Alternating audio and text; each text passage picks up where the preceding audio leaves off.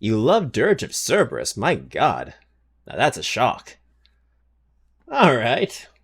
Hello everyone. Hello. How are you all doing today? Happy St. Patrick's Day for those of you who are still in that time zone. Hello. I wore green today, so you can't punch me. Hi.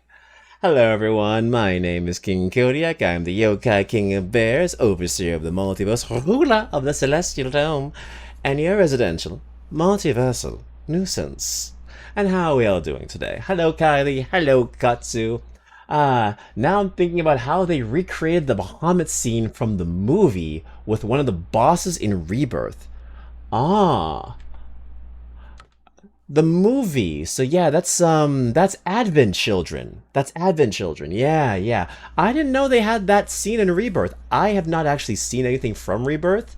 Um I saw the first game. I saw someone play the first game, but like when it came to like Rebirth and stuff like that, completely missed me.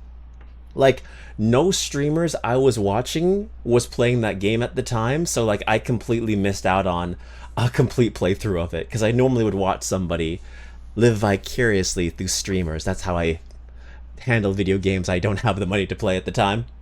Uh, but yeah, I think I remember that boss fight from the movie. Fun fact, I actually dubbed the movie. It was one of the first projects I worked on for Sunamods slash Echo S slash Studio Still, a lot of slashes. But yeah, my team and I dubbed that movie, and it was our really first big project when we all worked together. It's actually available on YouTube right now, so if you type in Advent Children, like fan dub, you will see our entire project. You can't watch the entire film in one go. It's set into chunks to avoid copyright. So, but yeah, the entire film is basically all there. Let's see. Bro, for context, this is a boss where the party gets split up and you have to fight each set of each set of the characters. Oh, that's kind of cool. So like, okay, it's sectioned off, so like one half handles like the head and the other handle is like the tail and stuff like that. Okay. Hmm. And then this happens. Okay, we could watch that. Hold on. Thank you for redeeming the media request. Oh, that's exactly what it is. Okay. But as I get that going, hope you guys are doing well. Kylie, what Zine did you finish, or are you finishing? Is it Splatoon themed? Is it Mario themed? What's the theme of this one? Because I know Zines have like a specific focus. Sometimes it's on a specific character, sometimes it's on a franchise. So what is yours focusing on? I curious George. Alright, let's get this going for Katsu. Surprisingly, no, this one is about Project Sekai themed. Ooh. You know, I have so many, I say so many friends. I have one friend who is very much into Project Sekai. Mixed with you, I should probably just like try Project Sekai. But the problem is I can't play games on my phone. I can't play rhythm games on my phone because I don't have hand-eye coordination on my phone. I have to have a controller, so yeah, Project Sekai on my phone will never happen. Let's see. Specifically, the focus is on Vivid Bad Squad. Vivid Bad Squad. I think I know who that squad is. I have an idea of who that squad is. Anyway, Katsu's video. Let us listen in on that really quickly. Make sure. I want to get funky, my brother. Now hold on. Let's play that video first. Ba-boom. Oh shit. Damn.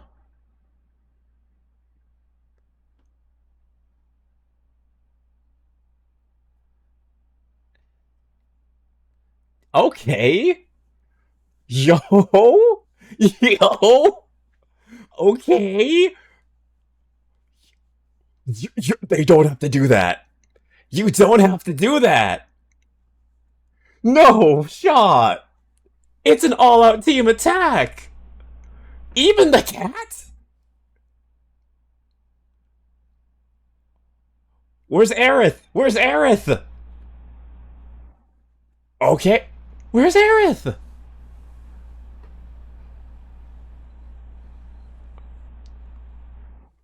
Aw, there's no Aerith. It's probably because of story reasons why she's not here.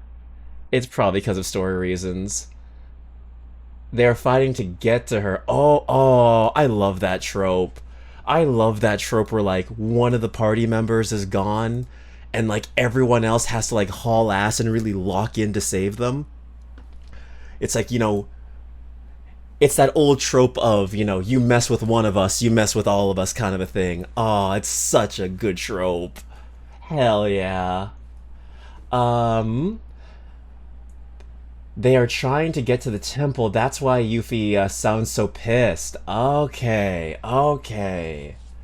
Fun. I've never actually played the original FF7. I've never actually played it. I wanted to when I was like a teenager and I got it on like the PlayStation Portable, but I never got past Midgar. So I don't know the entire story of Final Fantasy VII.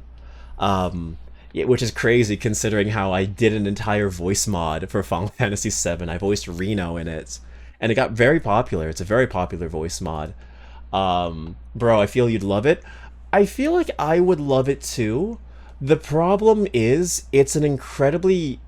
I wouldn't say it's overrated because I do think the rating of the game is warranted, but it's one of those Final Fantasy games that's so, like... It's so well known that the fandom around the game can be kind of annoying. I don't think Final Fantasy VII fans are annoying, but I think like the fandom itself kind of like keeps you away from it a little bit. It's one of those things where like it's become its own subsection in Final Fantasy. It's its own franchise within Final Fantasy.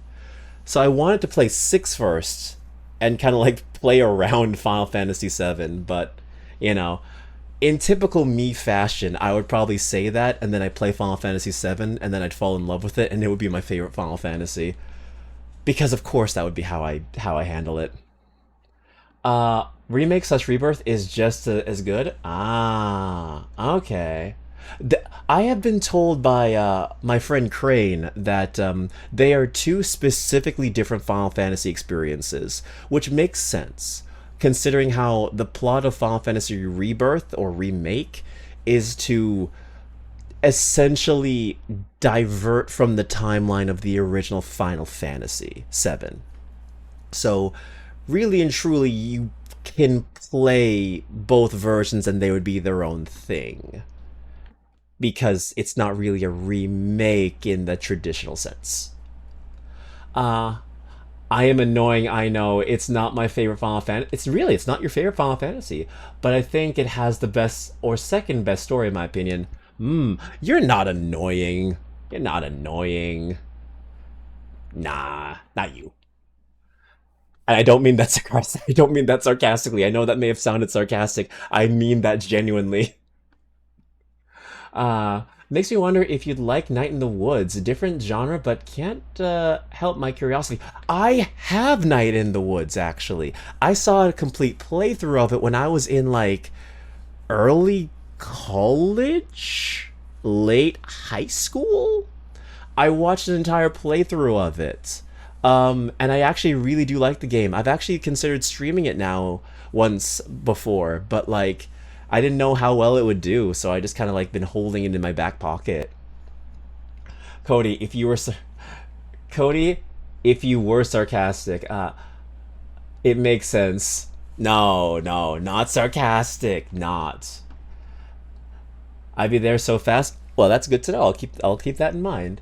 I'm biased to 8 because that was my first. Oh, okay. My first was Final Fantasy VII. Crisis Core. I played nothing but spin-offs because I I was trying to get into Final Fantasy at a weird time. The only like numbered game available was 13 and everyone didn't like 13, so I kind of worked around it. And I had like the GameCube or like the Wii at the time, and all we had was like the weird spin-off games like Crystal Chronicles. So yeah, it wasn't really a good time for Final Fantasy at the time when I was trying to get into it. Hmm. Um, well, it's funny you should say that, considering I don't actually play the game. My way of consumption there is through music and reading through translated stories. Whenever new events come out in the Japanese server. Oh, okay. So it's one of those things where the story is that good you don't actually have to like play the game. You can just kind of like live vicariously through like content. Got you, got you. Ah, and let me look at Vivid Bad Squad while I'm on here. I'm gonna look that up. Vivid Bad Squad. Who are these baddies? Oh, okay, okay, okay. I'm familiar with Vivid Bad Squad. I thought that was who you were referring to. It's the dude with the two-tone hair, the purple and blue hair, and the dude with the orange hair. I tend to like music that comes from that group too, so good shit. Hmm. Uh, now being 20, I gotta follow along the journey of the 20-year-old girl failure cat. It's a journey. It is a journey. It's trust me, it's a journey. You are in the most confusing stage of your life, and you know what? Don't try and rush it. Enjoy it while you have it. That's the best thing about being in your 20s. It's your experimental years. Your 20s and I think 30s are your experimental years, where you're free to just kind of like discover who you are as a person, you know? So yeah, it's one of those things. It's like Scott Pilgrim, for example. Scott Pilgrim can relate to people in their 20s and their 30s because like that's like a key moment of your life where you're just kind of like figuring things out. It's like a decade, it's like 2 decades of your life. Let's see. Let's see. But yeah, I would like to play that game. I think it's really nice. I've been hearing a lot of people talk about a game recently that has been really piquing my interest, and it's called Unbeatable. Unbeatable is a game that I've heard everyone of my streamer friends talk about. And they say like it's an emotional roller coaster. It had them crying in certain parts. It really messed them up in certain like sections because of how real it was. And I'm like, really? Okay. What's it about? So from what I saw, and funny enough, I recommended this to a friend, but I never actually played the demo myself. You are a girl who is a music producer who is on the run and living in a world where music is outlawed. So you're kind of having to like conceal or I guess like you're trying to run away from like the police or whatever. You're trying to keep that part of your life hidden while at the same time trying to continue your music career. And it has a lot of different twists and turns from what I've seen. That one I've seen the trailers. Yeah, it's that one. It's exactly that one. It looks so badass. Yeah, it's like a rhythm game mixed with an action game, and it's very interesting. I kind of want to try it out. When it goes on sale, I might pick it up and then maybe I'll stream it because I'm curious to see why everyone keeps praising this game, and I want to try it out myself. Hmm.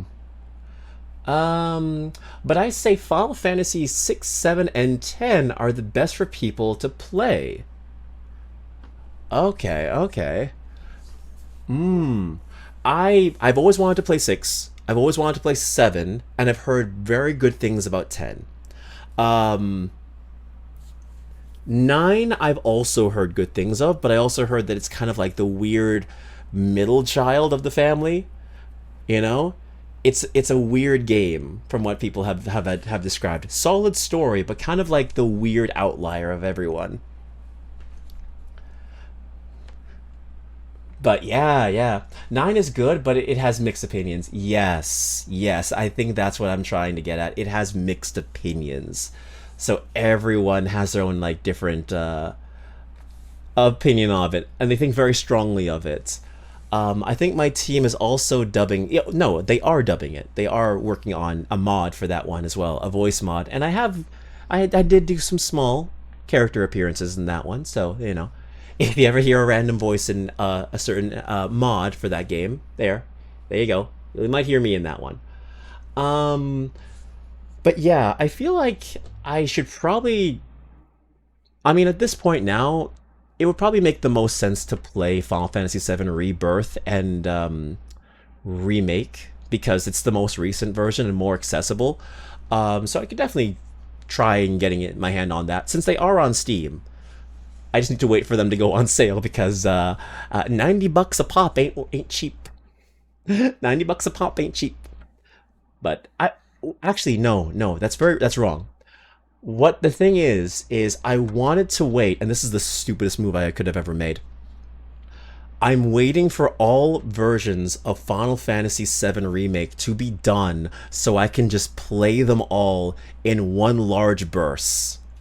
You have played Crisis Core, correct? Yes, I have. It was the first Final Fantasy game I ever played, and I did beat it. I had no idea what was going on, but I did care a lot about Angeal, and I something about a red-haired guy reading a book that that kind of pisses me off for some reason. It's a weird repressed memory about hating a twink with red hair that reads a book. Okay, good, because I was gonna say that is 100% a must. Genesis, yes, Genesis, yes, and I think he turned into like a dragon or something near the end. He turned into like a he turned into the goddamn Black Rose dragon at the end of the game. It was like, what the fuck? Yeah, and he read Loveless. That's what it was. He read Loveless. I remember that. Hmm. So we gotta address the bird in the room. What is the bird in the room? Feel free to let me know. What is the bird in the room? And don't mention the timer, because it's not the timer. Uh, but yeah, I know it's a must. I know Crisis Core is definitely a must because of how impactful Zack's story is on everything. Nah, he pulled a Sephiroth and used the God Minerva power from the live stream. Yes, that does ring a bell. Red from the hit game Angry Birds? Oh, you're right. We do have to talk about that too. We'll get to that. We will definitely get to that. We will get to that. I will get those photos up now, so that I can talk while we get it. So, but yeah, it's huge to Rebirth and Remake 2. Yes. So my whole thing is, and this was the stupidest idea I could ever have made, is I want Rebirth, Remake, and whatever the third and final game to be released, so that I can just play all three games without any kind of break between them, which really and truly probably doesn't make sense considering how long these games are individually. Like, they are full-length JRPGs, and there's no reason for me to wait for them all to be released. It's just the stupidest idea that I came up with, and I'm still sticking to it for some reason. And I do kind of want to play the original Final Fantasy VII. I do kind of want to play the original. Um, because then I can just use the voice mod that my team has worked on, and I could play it like kind of like a chibi version of the original version with voice acting and everything. All right, let me see here. Sonic, Colors World. All I want is the boy. Sorry. All I will say is the boy does reappear in Rebirth. I already know the ending of Remake, so I already know he does make an appearance.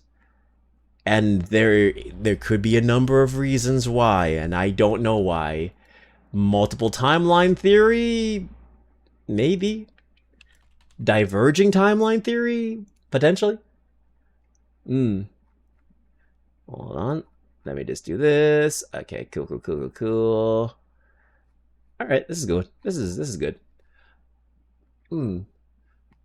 I would say at this point I would say at this point I would play those two now as news for whatever they name the newest. Okay, I probably read that wrong.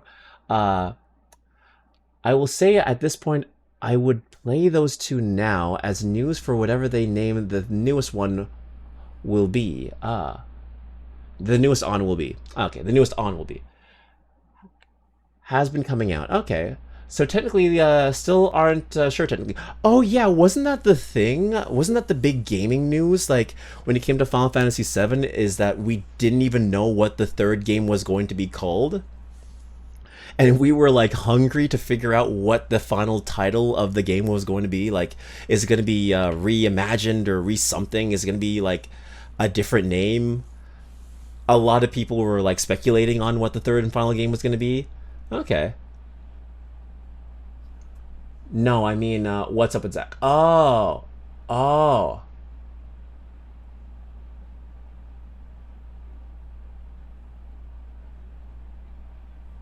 oh, no, about Zach. We're still not actually sure what's going on with Zach. Oh, okay, whether or not it's a branching timeline or not. Okay. I believe the theory that maybe timelines are starting to bleed together because maybe Sephiroth's thing is kind of like Pennywise. I know this makes no sense, but listen to me on here. What if through dying in the life stream in the original Final Fantasy VII, Sephiroth connected to all different aspects and branching timelines, and because of that, he instead doesn't want to destroy the planet, he wants to destroy the multiverse. He wants to break the board, and breaking the board involves kind of like a Marvel esque diverging universe thing, you know, where all the timelines kind of like come together, and in doing that, all the timelines break apart. His big goal: to break the board, to break time itself. Could be. Might be talking out of my ass. Like we don't know what exactly, like we don't know what exactly that is going on in. Okay, like we don't know what exactly that is going on. Sephiroth only mentioned a reunion of the worlds. Okay, but I'm pretty sure the game will end up being the same plot ending. Potentially, potentially. It all depends on what they plan to do with it. It all depends. It all depends. But I am very interested in playing the game, though. I probably will try out. I probably will play like Rebirth Final Fantasy VII, updated graphics and all that fun stuff. And I guess to hold me over, I could always just play the original while I wait for the final installment. Or if the final installment is like right around the corner, play that and then play the original after it's done. I just want you to know your theory is one of the ones out there. Hey, let's go! Hey, I'm a good theory crafter. Hey, or I'm basic as fuck. Either one of those two. Let's go.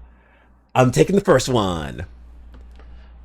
But there's so many theories based around Final Fantasy VII. There's so many theories. We don't know anything yet. But I feel like my theory kind of makes the most sense since he is, this is Sephiroth we're talking about. He is a crazy motherfucker. Um and I do love that one line that Aerith said to Sephiroth in the Rebirth game or remake, where she just looked at him and said, "You're wrong." And Sephiroth on his high horse, the path less traveled is the one most taken, or some shit like that. And she says, "No, everything about you is wrong. I know you're not from this timeline. You're not even from this universe, are you, bitch?"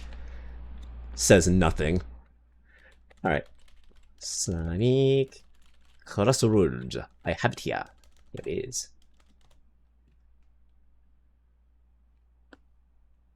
Ooh, this song's kinda hidden. Hold on a second.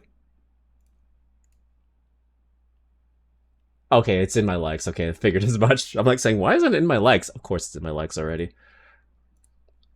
Oh, you heard the second thing. Um, people, people think Sephiroth and Aerith are using the live stream in the same way. Oh, really? That is an interesting theory I never thought about. Is that Aerith could also be connected to the live stream and using the same thing as him. I never even thought of that. I just thought she was kind of like having like a spidey sense of what's going on. I didn't know she was actively like using it, which would paint her as having a big, which would even have a bigger target on her back from Sephiroth because now He's seeing this girl who's doing the exact same shit as him, causing the exact same problem, or causing a problem for him, I should say. So like now there's an even bigger motivation for him to kill her. Oh, she hits him with another one in Rebirth. Ah. In the fight, Cloud goes, he's tough, and she goes, yeah, so what? Screw him. And that's why she is the GOAT. And that is why she is the GOAT. Because the real Aerith is a snarky bitch like that. She'll look at death in the face and say, you ain't shit. Hit me. That sword dull. I don't give a shit. Oh, you stabbed me? Yeah. Cloud's sword's bigger. I'm terrible. I know, I'm terrible. But no, no, no. Love Aerith. I love it when she's being like that. Alright, let me get, actually, I still don't know who my favorite Final Fantasy girl is. My favorite Final Fantasy girl could either be one of the three, but I don't know. I'll play the game and I'll figure it out. But let us... Oop. It's up like cool, cool, cool. Alright, I have the video here right now. So for those of you who do not know, Sega finally announced it. They finally released it. They finally released the new characters for Cross Worlds. So we're finally getting more content. And we'll play the trailer here. I've already seen it. The majority of you have already seen it. But for the kids in the back, let's watch.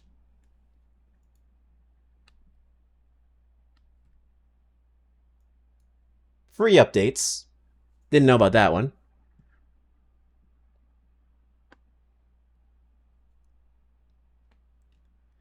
Yeah.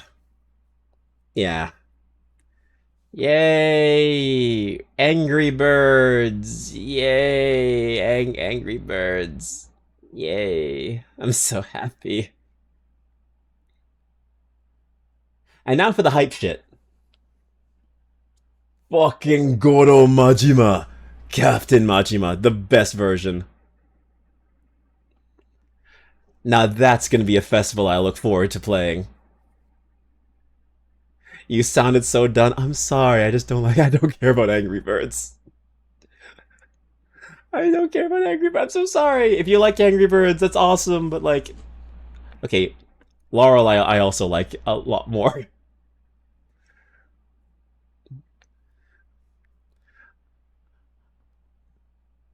Fun fact, all of these poses that she makes are apparently from Puyo Puyo Tetris. And they copied them very well.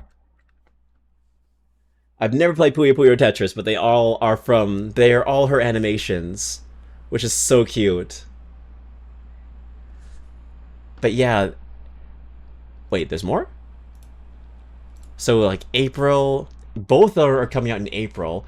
It's almost like they knew Angry Birds wasn't gonna do well, so they released Majima around the same time. What? I didn't say that.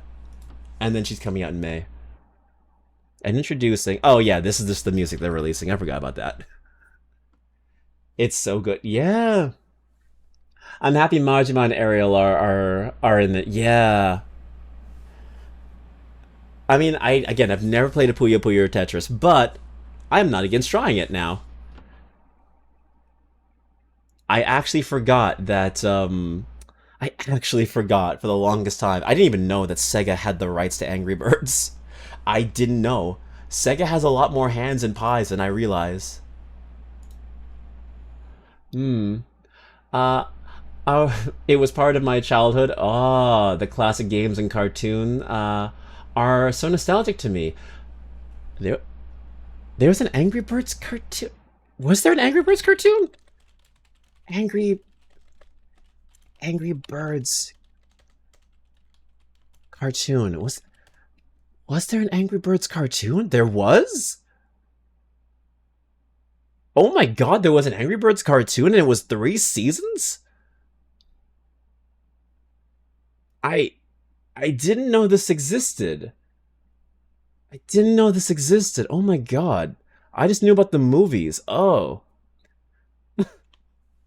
I'm sorry I brushed over your childhood then, Kylie. I'm so sorry, but like for me, Angry Birds was just kind of that thing that was around for me growing up. It was just kind of like, why is this mobile game so popular? Oh my god, it's the simplest game. I think I was in like high school when this game came out, so I was just like, ugh. Not I was just like, ugh. I didn't care. I didn't. Oh, that's why I didn't care for mobile games growing up because mobile games were so like they were bare bones. I didn't care much for them growing up, so that's probably why. I was a console gamer. Give me the Xbox and the Wii U and the PlayStation Portable and all that shit. That was my thing. I don't care much for the movies myself. Didn't see the sequel movie. I forgot there was a sequel movie too. I thought the movie was decent. It was you could turn your brain off and watch it. It was okay. Um, I'm just reading the chat. Hold on a second. Um, Sephiroth respects it too. Oh, Sephiroth respects it. I mean, of course, Sephiroth would respect it. I mean, he likes having he low key likes the banter. He low key likes the banter. He's never been the type to lose his cool. He likes when people step up to him so that he can tear them down. Um, but yeah, a lot of remakes slash rebirths seems to be a lot of Sephiroth versus Aerith. Hmm. So it's kind of like two people on the chessboard, huh? Like two people playing chess with each other, both of which knows what's going to happen, but they're both trying to have a different outcome for each other. Hmm. Okay. I also kind of remind it kind of reminds me of kind of reminds me of Yume Neko. Kind of reminds me of that one, that old visual novel, where the two characters are just kind of like in this cat and mouse game with each other. I kind of like that. Hmm. The tunes were most. The tunes were most of are at okay, okay. The tunes were the best part. Got you. Hmm. You see, I don't think it aired. At least it probably aired for me, but I probably just wasn't watching like when that show came on. That probably was it. Because I think that was the time when streaming started getting a lot more popular too. So like I just totally avoided it. I probably saw Angry Birds TV show and I was like, why am I watching this? I could be watching Steven Universe.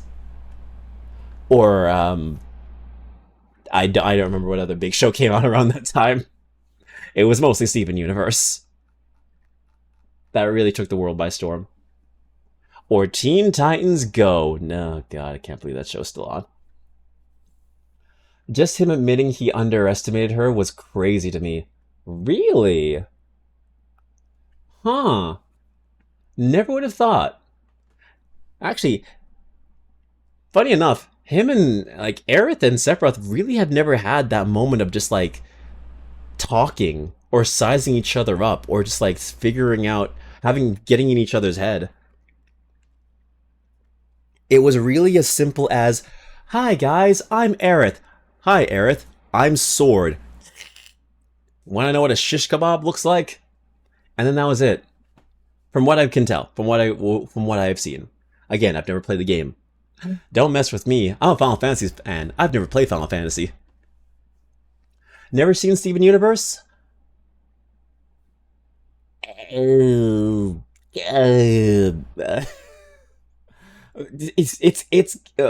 It's good, but I feel like you kind of had to be there. I hate to say it, but I feel like it's one of those shows you kind of had to be there because you could have been with the fandom, even if you didn't like the fandom. I don't blame you. The fandom was kind of insufferable. Um, but it's one of those things that would get you hype if you were watching it week to week rather than binging it all together. I think you might like it, but it could also bore you, you know? It's one of those things. It's really a take it or leave it show. It really heavily depends on what your tastes are. Because I don't think the writing is the strongest in that show. I think it got better, but I also think it has a lot of faults. One being the fact that everything gets solved with crying and a hug. it's kind of ridiculous how many problems get solved with crying and a hug. For the love of God, genocide gets solved with crying and a hug. And I'm just like, really? Really? I heard Steven Universe. Hey, Kiranos! Hi, bestie. What's up? What's up? Yeah, we're talking about Steven Universe, and we're talking about how it's a good show. It's a good show. You know. Hey man, a good hug would fix me. Would it fix you from causing genocide? That is the question. Could we solve our problems with a hug? Could genocide be solved with a hug? Which, yeah, it's a children's show. It's a children's show. I mean, we gotta teach the kids a valuable lesson, but at the same time, it was tackling some pretty heavy problems in future. Future was handling some pretty heavy topics. So let's be real here. It was getting kind of nutty. I don't know. Sometimes people need that as a kid. You know what? You know what? Sure, sure, sure. We'll stick with that one. We'll stick with that one. Yeah, it had issues. I think it did have some small writing issues, whether it be from the network or from the team. It was definitely a trailblazer for the time for the network, but it had some noticeable problems. I did hear that they're making a Lars in the Stars show, so hopefully without any restrictions from the networks, we can see what Rebecca Sugar can cook, and maybe some character death will happen. It's going to be solved with a hug, and again, it's going to be solved with a hug. It's always solved with a hug. Uh, okay, I'm falling behind. I gotta read the chat. Hold on a second. Um, they were kind of like Tom and Jerry, where there's no voice acting except for the noises. Got you, got you. Okay, so it was very much a turn your brain off show, the Angry Birds cartoon. I got you now. I get you. Hmm. Um, he nearly cracked White Diamond Gen 1. Exactly. See, that's what I'm talking about. It got really fucking dark when it came to Future. Like, really dark. It had no right getting that dark. And then, it ends with a hug, and I'm just like, what the fuck? Why? Why? You can't go from, I'm about to kill my fucking aunt, to, I just needed a good hug. It's like, I'm sorry. Maybe I'm just I expected a little bit more. Maybe my shonen brain was kind of activating some neurons, and I was just like, oh, we're gonna have that big climactic battle. It's gonna be nice. Oh, it's gonna be sick. Giant kaiju fight. Oh, here we go. Oh, it's a hug. He's crying. Why the fuck is he crying? Oh, okay. I guess this is the ending. It's not a bad ending, I guess. Yep, and he's going off to be a unemployed man in some other city. Okay, that's the ending to the show. All right, that's fine, that's fine. I have my qualms with it, but you know what? It's Rebecca Sugar's show, and I shouldn't have expected anything more from how it was handled. It is what it is. Oh, that's my jam? Yeah, yeah, you could thank Kylie for that. She recommended this song to me. Looping in the rooms, the back rooms. Hold on. I don't think it aired. You could view them by playing the games. There was a separate icon for the Tunes app. Got you! Okay, so that was the Angry Birds cartoon. Understood, understood. It's okay, Steven Universe will walk so others could run. I definitely agree with that one. I definitely agree with that one. Again, I don't think Steven Universe is a bad show, but I think it did have that one issue of just everything being solved with talking, and I do think we did tackle the fact that some things can't be done that way.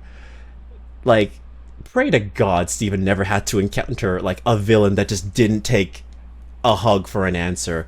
I thought that was going to be the case with the movie. When it came to the Steven Universe movie, I thought Spinell was gonna be like, nah, I don't give a shit about no hug. I came to catch hands, bitch. I came to kill. You're dead. But no, it was like, okay, just a hug. Which, by the way, she killed people in that movie. People died. Don't tell me that that giant explosion with harmful chemicals that clearly went into the ocean and exploded on the entire, like, island did not kill anyone.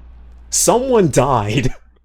Because that shit was, like, instant to the touch. He didn't get to someone in time. I know for a fact she killed someone. But that's just me. That's just me. So did the diamonds and even Peridot, I'm pretty sure. I'm pretty sure, like, for the love of God, they did some horrible things. Human experimentation, basically, on that level. It got ridiculous. Let's see. Just gotta get through the lighthearted season one, first season. Yeah, of 52 episodes. Yeah, the beginning of Steven Universe is definitely to be desired. It's when they're figuring things out, but once you continue on, it gets a lot better. I would say it gets a lot better. I would definitely say give it a chance, but just know what you're getting into. It's not the shonen battle series you think it's gonna be. It has hype moments, but it's really just, I wouldn't even say it's spectacle. It's just kind of like a ride, You're along for the ride. If you want to get off, get off. That's one of those things. They more or less had beef with each other the whole time. Less verbal, two sides of being ancient. Oh, that does make sense for Final Fantasy VII. Uh, but yeah, yeah. Mm. She realized she's messed up. She's messing with Steven, so she leaves with the diamonds. Yeah, I mean, fair enough. Fair enough. I do think how they handled Spinel was appropriate if you're going to keep the character alive, which I am glad they did. She's my favorite gem character. She definitely is one of my favorite, like, characters in the show. So I am appreciative that they kept her around. Will say though that, I was kind of expecting there to be a bit more of like a fight. But I get it. 'Tis the nature of the show. I think that's why Steven had I think that's why Steven had to just leave, because it was basically leaving a toxic family environment. I can definitely get behind that. Give me a brief moment.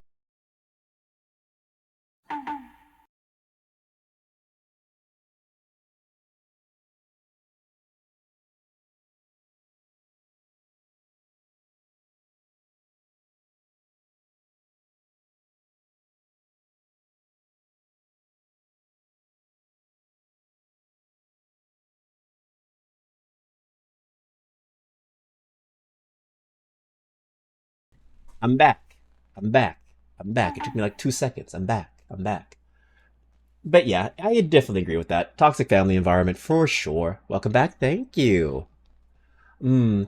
I felt it was like family ignoring bad traumatic things and sweeping it under the rug. Hmm. True.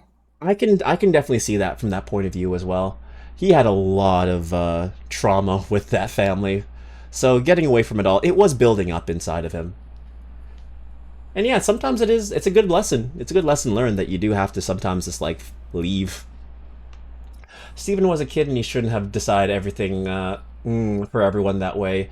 Yeah, it's one of those situations where like the youngest kid is given that responsibility of like quote unquote being the voice of reason, but like they never really see how that affects the kid growing up. It happens a lot more often than people might think. That responsibility really can get to a kid and make them feel like they have to be perfect, especially in a situation like Steven's where he literally had to be perfect because even the adults had no idea what they were doing. Hmm. Let's see. Um. Let's see. And being able to decide the fate of the planet. Honestly, not really. The other day I was watching a reactor who's never seen Steven Universe, and she's recently finished watching the full thing. Again, it depends on your taste. I think it heavily depends on your taste. If you're on board with it or not. But I think Katsu, if you want to try Steven Universe, you should at least. I feel like what you should do specifically is you should at least watch the first Jasper versus Garnet fight. See how you like that fight, and see how you like how it's handled, because that will give you a good taste of what the entire series is going to be. If you're okay with a dance, with a fight mixed with a danceicle, a danceicle, that's not a word. A musical mixed with a fight, then you might like Steven Universe. But if it's not your cup of tea and you're just kind of like, this is kind of funny, this is kind of silly, maybe you should skip it. I leave that up to you to watch. Yeah, dance fighting, exactly. But yeah, Sephiroth targeted her as she was one of the only people who could undo everything he was setting up. That does make a lot of sense why she was the target. Hmm. Mm-hmm. Black Knife. It is Black. Okay, that Black Knife was mentioned a lot. I've been reading chat in different increments. Also, welcome to my stream, bestie, where I have multiple conversations with people all at the same time. Is it confusing? It can be. Am I somehow making it work? Kind of. Kind of. I was wondering what was happening. I have multiple conversations with different people. And I also read the chat. I also make sure no one's message gets forgotten. So, yeah, sometimes I have conversations out of turn. I'm ping-ponging between topics. You're managing, I reckon. I'm managing. I'm managing. I probably don't have to, but I do like to read the messages. Uh, yeah, Katsu, I don't know what the hell Black Knife was. I probably missed that one. um, but yeah, I'm just reading over the chat. It's holy damn, it's like Black Knife Deltarune? Huh. Oh, a song you had on. Oh, it was a song I had on. Got you. It was a Deltarune song in the playlist. I had a Deltarune song in the playlist. Oops. Oh, yeah, you're probably right. Oh, yeah, it was Black Knife. I had Black Knife in the playlist. I understand what you're saying now. Oh my god. Uh, I do think season one is hard to follow at first because it's very much goofy. It's a goofy kids show. Yeah, it's the first season where they're finding their footing, and eventually they branch out and they figure things out later on. Um, hmm. But definitely they didn't. But apparently they didn't think they'd get another season after the Lapis episode. Understandable considering how it deals with two children almost dying of being drowned. So yeah, definitely, definitely understand that one. Let's see. Hmm. But I thought the point of Steven Universe Future was to be a deconstruction of the original show. Plus, it would really help if they really a deconstruction of the original show. I never thought of it like that. Um, really helped if they decide to duke it out with Steven in his monster form. Yeah, it's different. Me and Kylie are like turbo losers when it comes to music, Cody. We know things. Yes, you know things. You know things. And meanwhile, I still have to play Chapter 2 of Deltarune, which we will eventually get to. We will get to that one eventually. I'm making my way. I'm making my way. Hmm. I did enjoy his Steven turning into a monster, but destroying Jasper was kind of crazy. That was the biggest shock to me. I'm like, holy shit, we could actually go that far? Like, he actually on like murdered her on paper? Like, damn. Yeah, if you get the art books, they discuss this, I think. Oh. Hmm. Yeah, I never got the art books to Steven Universe. I did hear that they have some really nice like lore and tidbits and stuff like that, and like potential plot points for what would be future shows. Because, like, she also mentioned in one of the art books that the origin of the diamonds is also a topic she wanted to discuss. But, of course, with how the show was structured, she never got around to it. Lars in the Stars might be their solution to that, because it does deal, it seems to be their space show. So at least touching on the diamonds in one episode and who made them could be potentially what they handle in that show. Now, I have heard people complain about that, being like, oh, well, it creates like a god complex kind of a situation. Like, there's someone higher than the diamonds, so like, is that going to be like a thing? Is Steven going to have to fight God at one point like that? And I'm like, no, I don't think it'll be that meta. Not meta's not the right word. I don't think it'll be that complex. But seeing how it seems like they are a race of intelligent supercomputers, it does kind of make sense if there was kind of like something bigger than them. Because what was the purpose of them colonizing planets for their resources? There has to be a goal, and they never really touched on it. So it would make sense if there was a higher up, in my personal opinion. I'm just saying. Alright. I think I'm more or less caught up. Yeah. All right. Let me check. I have both art books. Oh, hell yeah. Hell yeah. They did not use Connie enough. No. No, they did not use Connie enough at all, actually. Which irritates me considering the movie was planning to give her a more prominent role. She really did get sidelined, didn't she?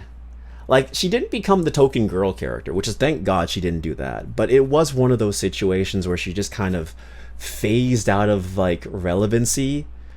And I feel like this happens a lot and way too often with female characters in cartoon shows. They'll give them this arc where they're, like, nobody in the beginning. They'll train them, specifically with a sword, surprisingly enough, with a tutor, a trainer, and then they'll have maybe one or two big fights, and then they're completely forgotten about in the future episodes and seasons. And it's just like, where'd you go? Where'd you go? And then they just get sidelined for romance. Jesus Christ, I can't speak. For romance content. And I'm like, oh, the biggest episode she had in Future was rejecting Steven for early marriage. That was the Future had episodes that I just really... Yeah, it was basically let's punch Steven in the brain multiple times. That was the show. Not gonna lie, I was sad about Connie not being used a lot. Yeah. Very true. She was such an underutilized character. Her and Greg, I would say, because Greg was a gem. He was a gem to have. And let's also not forget, Peridot and Lapis were kind of just like thrown aside and stuck in a barn for most of Future. It's sad how a lot of the characters kind of got underutilized, but yeah. They're official gems, technically, but nothing happened with it. Greg feels like he had enough of a presence to me. But I may be biased. Okay, no worries at all. I think he had a purpose, but I would have liked to have seen him in more episodes. At least near the finale of the original series. My personal opinion on it. My personal take. But, you know. Also, I never actually brought this up. Do you guys like it when I read like the entirety of the chat, even the old messages, or do you like prefer it if I just like read what's the newer messages first? I never brought that up because I've always been ping ponging through the messages, but I never did ask. I always feel like I should always ask you guys input on these things now and again. That's completely valid. Yeah. Greg definitely felt like a dad who should have been there more for his son, in my opinion. He gave the dad of wisdom advice, but yeah, he was the passive parent. He was the passive one. He was the one that just said, okay, yeah, kids will be kids. Do your own thing, son, and I'll help you out when you come to me for advice. He didn't have much of a direct presence, but then again, in that situation, what do you really do when you're tackling aliens? You know? Oh, that's fine. I think people like conversations. Okay, okay. I always wanted to just, I always wanted to ask because like we are steadily getting like more engagement and people do talk a lot more now. So I always want to make sure that you guys are like, you guys have your opinions and stuff like that, and you want to make sure that you guys get your time to shine more or less. I try not to read comments out loud when I stream and laugh, but can be a hassle if you get a lot of people. Oh, for sure, for sure, for sure. I think if it ever gets overwhelming, I'll just read chat as it comes, and if it's a very important thing, you guys are more than free to repeat your comments and I'll respond to it. But no, my thing is, I read while I stream, so that's my whole thing. And yes, sometimes I do read sometimes I do read things out of context. And yes, my chat has yelled at me for reading things incorrectly, sometimes multiple times. But it is what it is. Hey, you're the boss here after all. Hey, I appreciate that, but your opinion matters just as much. You can't read? Shut up. Shut up. I know I can't read, alright? I know I can't read. You gave up that right.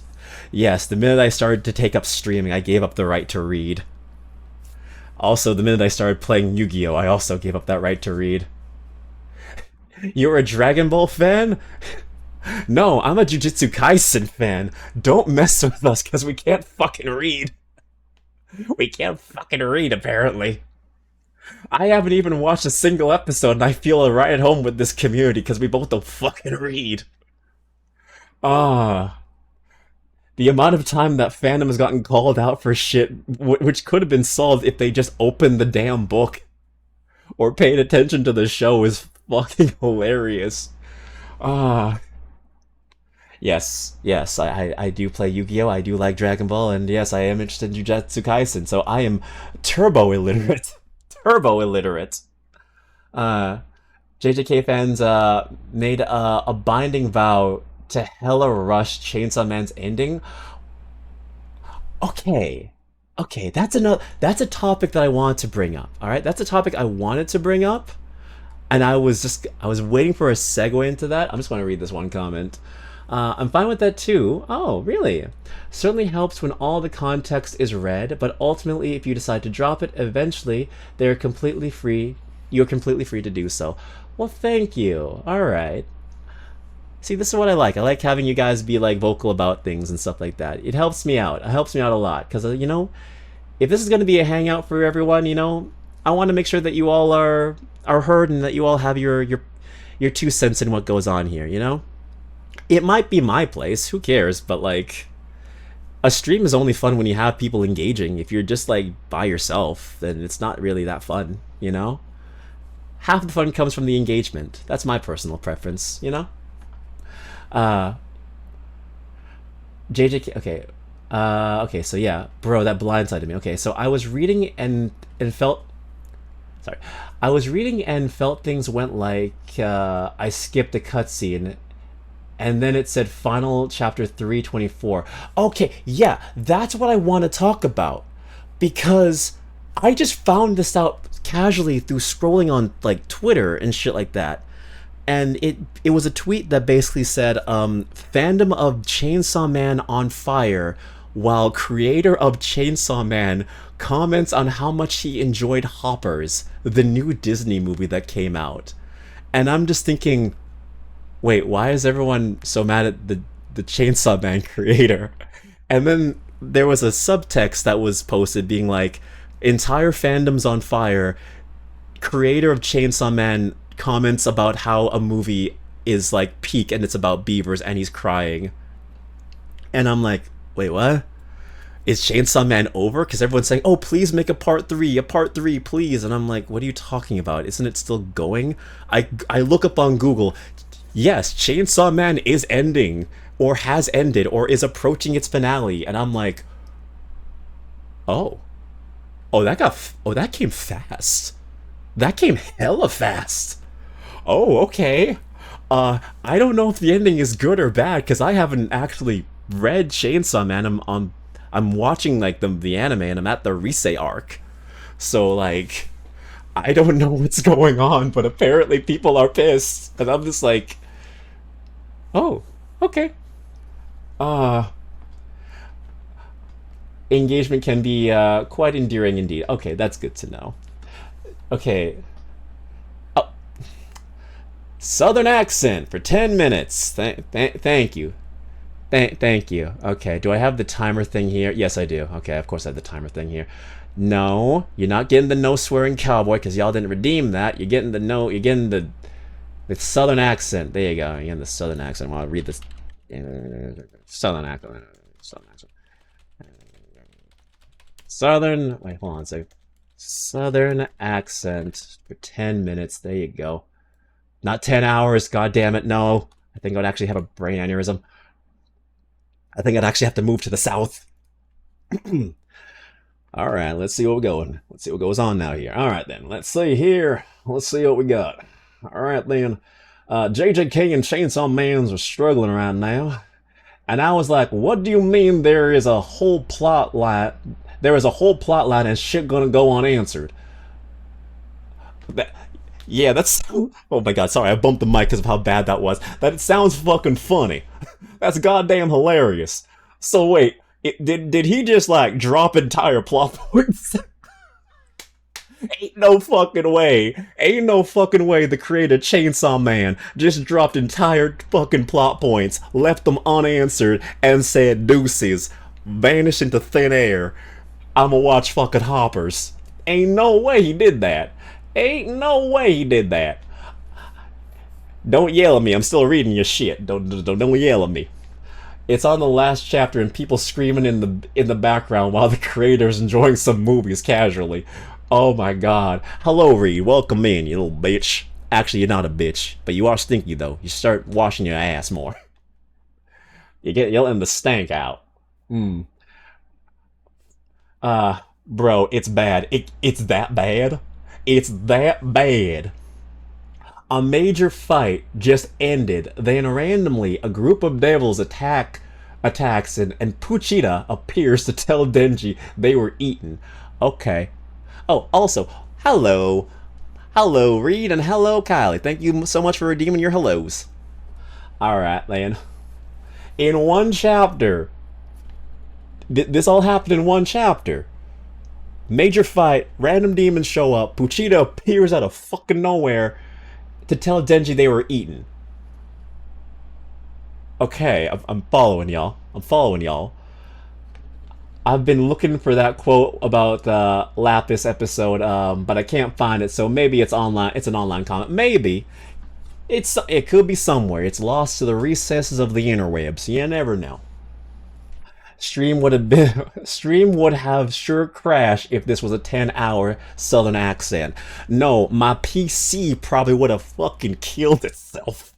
It probably would have been like, please, Father, could you not stream for 10 hours with the southern accent? I can't hold the VOD for that long. And I'd be like, yeah, I understand. I understand. I ain't doing no subathon hours. Asa and Denji fought and then got eaten. We do not know why the riders were assembling now.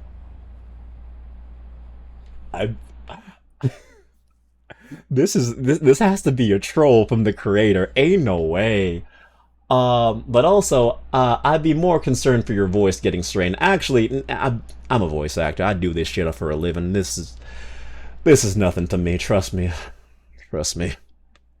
Okay, and now Puchita is eating his own heart so Denji can go back to being happy by suffering. Because of Puchita, he became unhappy as he tells... I hate this. I hate this. This sounds like a fucking troll. This sounds like a fucking troll. This sounds like such a cop-out ending. No way. Nah. Nah. Oh. No, this feels like... Did the guy who made Oshi no Ko take over? Was his spirit just completely transcended and he just get possessed by the guy who made Oshi no Ko? And he's just like, you know what? I want to make the next series. Let me... Actually, no. I hate my fandom. Let me give them the shit. Let me rush everything. Give me a Care Bears ending, you know? Why the hell not? And you know what? Just for the hell of it, Rise comes back, Denji has some children, and they all live in the opposite church. Yeah, he becomes a pastor. Sounds like something. What is divulging here? Care Bears ending, what does that mean? It means that everything has a happy resolution. It means that everyone gets a happy ending and we just ignore all the bad shit that happened. We just ignore all the bad shit. We just skip to the good shit. That's what a Care Bears ending is. Cause I'm sorry, Pochita being like, I'm just gonna kill myself to give you happiness because I'm the reason you are a sad motherfucker is pretty damn Care Bears. Pretty damn. So yeah, Chainsaw Devil is gonna eat itself, and I guess somehow Denji is gonna end up homeless. I mean, did Pochita forget that this man started out the show with one eye and a single testicle because he sold it for money? Did Pochita forget that? Did Pochita forget that? I guess Denji could sell his balls again. That's always an option. My god, he's gonna be unemployed by the end of the manga. Holy shit. And he don't have a college or high school education. Shit. Well, I'm sure the Japanese system has a way around it. I'm guessing. I was really expecting it to have been a good, tragic ending, not just bad. I mean, let's be real here. With how Chainsaw Man handles its topics, I wasn't expecting a happy ending. I wasn't expecting everyone to be holding hands and singing Kumbaya. I wasn't expecting, you know, Denji to finally meet the love of his life and just get married and shit like that. No, this man had tragedy after tragedy. It was gonna happen eventually. But, ooh, that's the ending, huh? That's the ending, huh? Well, we're gonna be, I can't wait to get to that. Can't wait till that's adapted. Oh boy, it's gonna be fun. I was gonna say, what the hell's my music? Thank you. Goddess of Victory, Nikai. So the Care Bears cartoon had a final episode where everything became a happy ending. Essentially. I remember someone said that ages ago too, that Pochita might do that, but I went, huh. that could be possible. That could be possible. Ain't no way it's gonna happen though. It's a possibility. It's not gonna happen. What do you mean it's happening? What do you mean it's happening? What? What do you mean what? What I say? What I say? I said that Goddess of Victory Nikkei. We are a fan of the Goddess of Victory here. I do play the gacha game. But yeah, we'll see. Let's see. I think I like the idea Pochita will eat the devils and they won't exist anymore, but I haven't read much of the first few chapters. Understandable. Nah, I'm only up to Rise arc, so like, this is all new to me, but boy howdy, this is funny as fuck. Japan having a good way to solve homelessness? Yeah, right. I mean, they do have a solution to homelessness. It's not being visible. I'm sorry, that's kind of mean, but it's actually it's funny because it's true. It's funny because it's true. I'm sorry, I'm kind of fucked up here. But yeah, it was rushed. So, oh, thank God, I still have a minute of Southern accent. I thought I was giving you free Southern.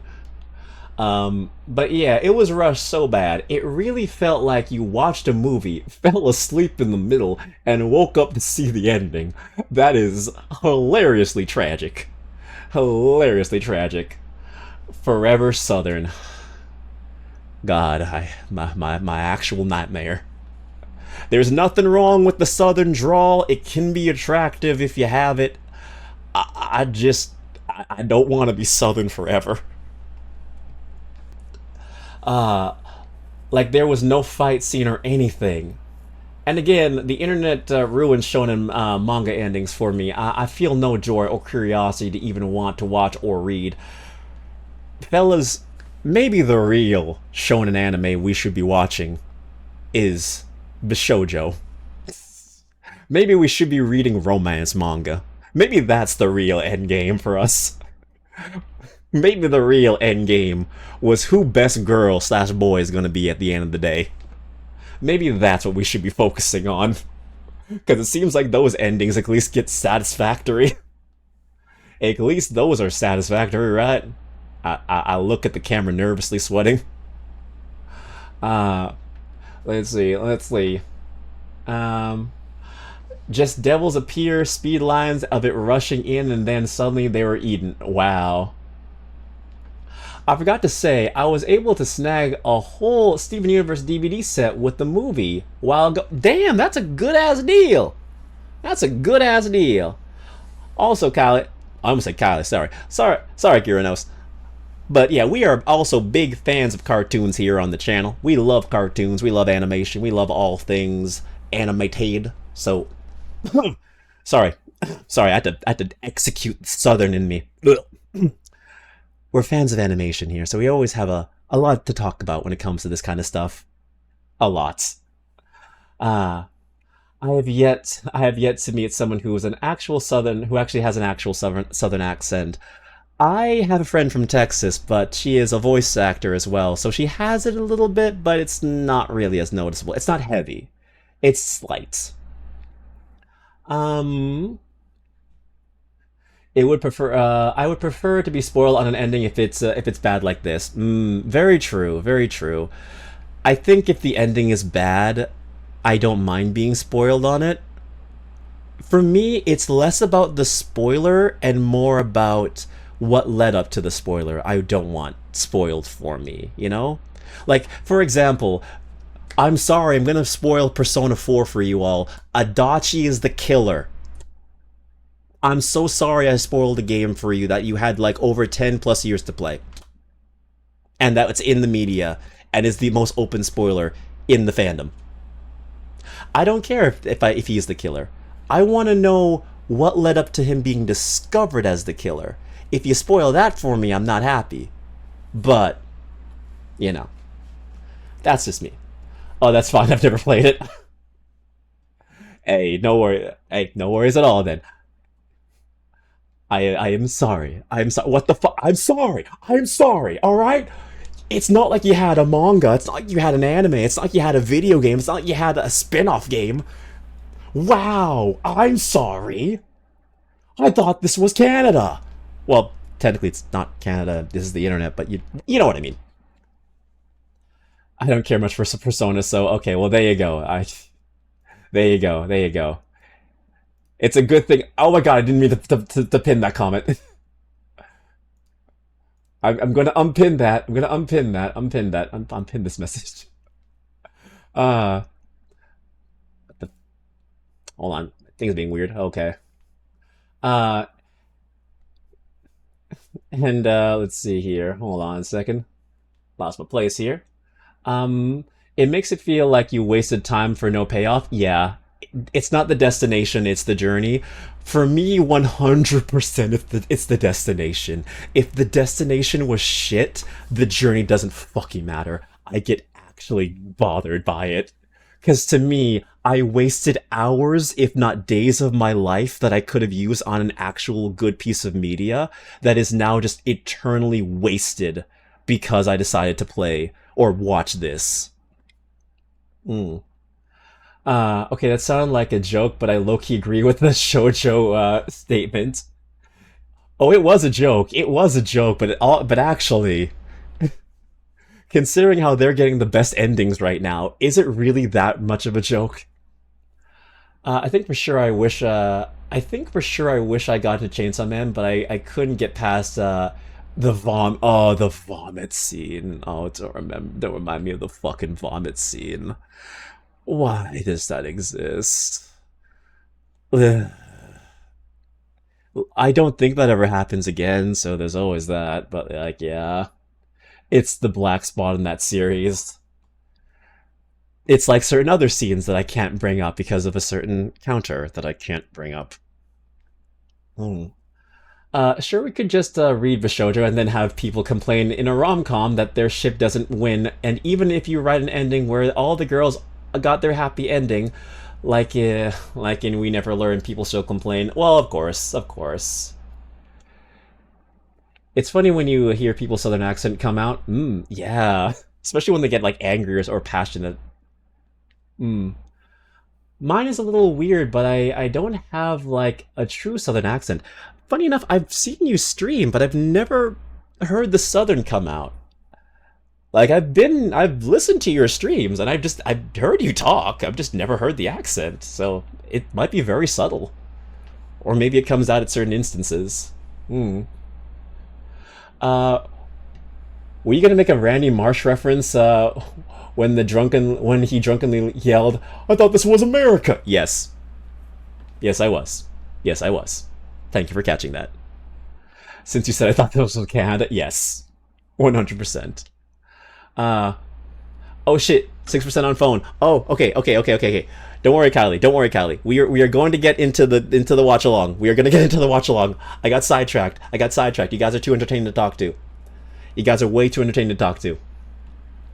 Uh no romance mangas are Oh, speaking of phone, what about phone? Uh no romance mangas are eating good with their endings. I guess shonen and battle shonen are destined to have terrible endings. People are gonna hate. Ah, well, no one's happy now. Oh, like what? Nothing, Katsu. Nothing. Nothing. One day I'll finish it. When the fandom's long dead and no one is interested in Chainsaw Man anymore, you'll pick up the manga and you're just gonna be like, "Damn! If you get past the vomit, this shit kind of gas." Yeah, it's weird because I have a mix of accents when I talk. Apparently, I can say some things in British accent without realizing it. Actually impressive. But I have more of a... I don't know how to pronounce that word, and I hope I don't say it wrong. Chicano? Chicano accent? Okay. Okay, I didn't say anything stupid. Out of curiosity, have you heard this song called Otsukare Summer? I haven't. We can always play it though. How is Uma going for you now? I never asked you since we talked. I am currently doing a run of El Condo Pasa and trying to finish it. Um, I don't know how people are able to finish a career in a day for their dailies because that sounds absolutely horrible. Um, I've heard people just mess up their runs and that's how they get their dailies done. So, I don't know.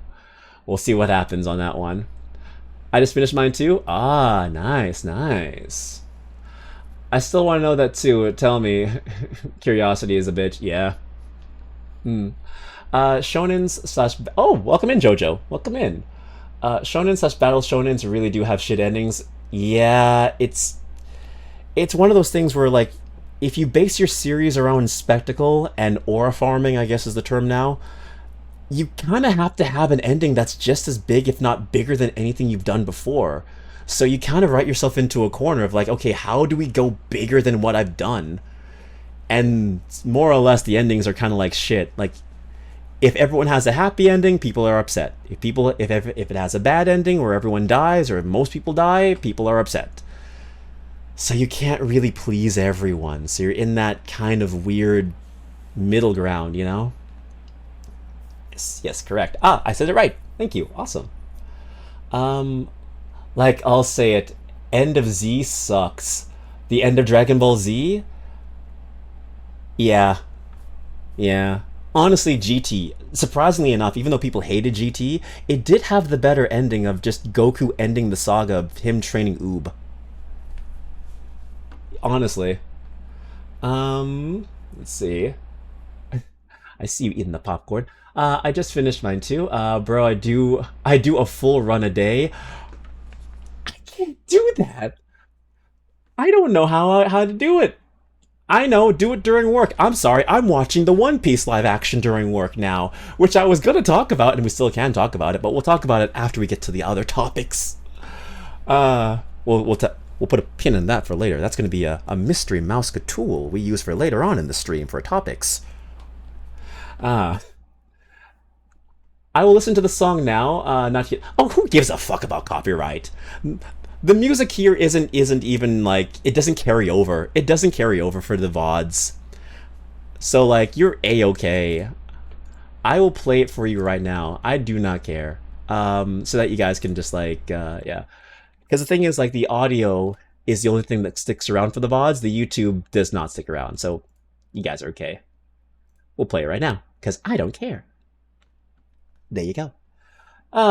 Once you went through the once you went through the character once, twice, and see most scenes, you will zoom through. Oh, that makes sense. That makes sense. That makes sense. Just do the same character again, just breeze through their career. That does make sense. And then focus on a new character when you have spare time. Yeah, Jojo is here. We have our boy. What about the ending of Full Metal Alchemist? Didn't it have a good ending? It did have a good ending, but that's a very rare case. I mean, it's one of those endings where like we knew what the goal was at the beginning, and when they got it at the end, we were so happy about it because they worked so hard to get it. It was rewarding for everyone at the end of Full Metal Alchemist. I say that, and I've never finished Full Metal Alchemist. Remember, I am a Yu-Gi-Oh player and a Jujutsu Kaisen potential fan. I don't read. Aren't I a scamp? Moving on. I like GT's ending because it basically ended. It basically did ending. It basically did ended. My god, I'm dyslexic. It basically did end. I wish they aged Goten and the other kids for ages, so I'm glad Super is doing that. Took him long enough though. Right, I was just worried. No worries. Thank you for being concerned though. I appreciate it. Cody, I can't play it at work. Just remember, you can also shorten events too in a run, especially if you're going through on a character you have done a run on top speed. Oh, I can shorten events. Okay. Okay, so yeah, we're both in the same boat of we cannot do a run during work. Good to know. But yeah. Oh, thank you so much for highlighting your message. What? You're like Peter Griffin when he said he couldn't get to the ending of The Godfather. No, he said he didn't like The Godfather. I like Full Metal Alchemist. I just never finished it. I liked it. Also, End of Z in Kakarot game was peak. That was the ending we should have gotten. I've heard good things about Kakarot. I know people who didn't like the OG anime much, in my opinion. Well, thankfully they had Brotherhood to fix that. Thankfully Brotherhood fixed that. Just literally end of the final Goku and Vegeta battle? You don't even have to show the winner. Oh, really? Damn, I need to look into that next time I play Uma. So anyways, I'm horrified for what Digital Circus has in store just a few days before the 20th of March. Yeah, didn't, now they're on to that, didn't, Gooseworks say that, like, it's gonna end in, like, 2 episodes, or, like, 1 episode, or something like that? We're gonna get the finale to Digital Circus soon, I think. At least that's what I thought I heard. Or maybe it was just them, like, vague tweeting. Because they also said at the end of the episode all of the actors are gonna get killed. So, you know. Oh, okay. Ah. Yeah, last 2 episodes. Oh, shit. No more. 8 and 9. Honestly, I'm happy. Because I think that that's how you should do it. You could easily... Is the song done? Is it playing another song? Okay, no, it's not. Cool. No. No, honestly, I'm glad it's ending because it could definitely have been a situation, like with most other shows, where it drags on too long. I'm glad that it's a self-contained short story, you know? It's a lot of the case with shows that come from Glitch. They have a very short lifespan, but the stories they tell are tight. I saw that from Murder Drones, even though I've never watched that one either. It didn't go on for like seasons upon seasons. It had a very short ending. A short run, which is very good. Very good. Well, let's see who gets corrupted. My vote's on Jax. My vote's on Jax. And maybe, I don't know, maybe someone will save them. I don't know. Something's gonna happen. I hope it's not like the ending of The Hollow. That sounds familiar. Hold on. The Hollow show. Oh, I have wanted to watch The Hollow, but I never got around to watching it. Yeah, I remember like it piqued my interest, but I never got around to watching it. Oh no, the ending is not good. I guess from here what you're telling me. Kodiak, that's where you are mistaken. Oh. Oh. Okay. I recommend it. I won't spoil it, but it's Hunger Games-esque. Got you. Okay. Alright. I will definitely add it to my list of shows I need to watch after I get through the never-ending backlog of stuff I'm already watching. It's an interesting ending. I just wish it won't. I just wish it won't end like that. It didn't end like that. Ah, that makes a lot of sense. I get you. Fans would have killed for more episodes. In fact, the pace was so fast the show never had room to breathe, and the lore was basically in the background, so unless you paid close attention, you were bound to get lost for murder drones.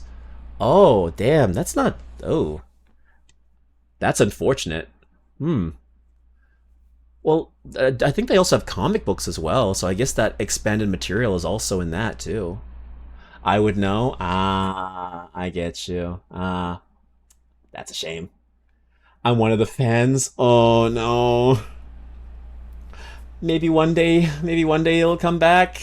Maybe in a few years. We'll see what happens. It's not even on their it's not even on their radar. Uh yeah, as a comic book, yeah. Murder Drones felt a bit confusing for me, so couldn't get into it sadly. I haven't even like attempted to watch it, but I heard a lot of people be vocal about how much they enjoy it. Oh boy, the comic. Oh dear. What is the comic? All right. We could have this one last conversation, one last little talk, and then we will actually get into the Chaotix Files episode, watch along, what have you. And then we can get into that. The first volume was released recently, and apparently the adaptation is even worse. How do you make it worse? Isn't it a... How? Isn't the entire purpose to be a story? Huh? Skipping some of the existing parts of the pilot. Oh. Oh no. Oh no. That's not good. They got one of the characters' names wrong? Oh no, they didn't put a budget on it, did they? Oh no, the quality control wasn't there. Oh, that sounds terrible. Oh. Oh, my Murder Jones fans, I feel for you. My heart bleeds for you. That sucks. Substituted Chad for that. Yeah, that's kind of a big typo. You can't really miss that one. I don't know how you missed that one. Oh, oops, I meant the opposite. Same. Okay, what was they missed? Okay, Thad for Chad. Still, that's really bad. Oh my god. Yikes. That's a big yikes from me. Yeesh. Especially because they have a lot of merch now. Yeah. Well, damn. The merchandising and I guess the story slash animation department are two different things. Yikes, though. Yeah, they really did just say fuck 'em. Buy the merch. If you don't, fuck 'em. Oof, it's now become the forgotten firstborn. What a shame. Yikes, that is a damn shame. Alright, guys. Let us get into that Chaotix Files episode. We'll get into the finale, we'll get into the watch along, and then after that, we'll continue on and play some Star Rail and do what have you. I know not everyone is a big fan of Honkai Star Rail, so you know if you want to duck out, you're more than free to. Understand? I get you. No worries. But if you want to stick around, you're more than free to. We're gonna have our watch along now, where we react to the final episode of the Chaotix Files. It is the final episode. I did check. because literally everyone is saying, please support this and buy merchandise of it so that studios know that we want more of this and we want more audio dramas. I can't do that because I live in Canada, and because I live in Canada, we don't have access to that kind of merchandise. It's only in America. So I point to you, Americans, buy the merch for me so that I don't have to pay more shipping. Heading to bed, but have a good night. Thank you so much for being here, Kuranos. I hope I said your name right, by the way. I don't know if I said your name right, so hopefully I did. Have a great night, and I hope to see you around. If not on my channel, then of course on yours. Yeah. Yeah, it's good. Awesome, awesome. And also, please give Kuranos a follow as well. She is an amazing artist. Also, yeah, please check them out. Yeah, okay, have a great night, Kuranos. Take care. Alright, guys. So, we are going to get into the watch log. You'll owe me, Cody? You know what? I'll pay. I will take... Bitch, you acting like you're not gonna fucking buy the merch yourself. You're acting like you're gonna... You owe me. Oh, yes, I'll take the bullet. I'll buy the shirt that I was gonna buy anyway. Ass. Okay. Let's get into it. Not this. That's not what we want to watch. We want to watch Chaotix Files. I wanted to do this earlier. I wanted to do this within like the first 30 minutes of the stream. But I like talking to you guys too much, and we tend to go everywhere with our topics, so never a bad thing, never a bad thing. Just a funny observation. Alright guys, I will get this going for y'all. Let's just get this all going. Hold on. There we go. I'm just gonna get it all. There you go. Squeeze it in. Not that one. There it is. There we go. Now we're cooking with gas. The subtitles are on. Alright then. I gotta make sure that our people in different time zones can get to bed on time. Or not. Silence, brain rot in the back rooms. Even though this is a damn good song. Alright guys. We are gonna get into it now. It is episode 8 of the Chaotix Files. In the last episode of the Chaotix Files, Infinite pulled up. He showed up to the after party. He caused problems. He monologued for about as long as I stream my talking sections. And yeah, it ended. So yeah, we're on the last episode. Let's get into it. It is time to become infinite. Almost forgot. I have to make sure that the browser actually, the VOD actually has this one. The VOD actually has the audio. There you go. And now we start.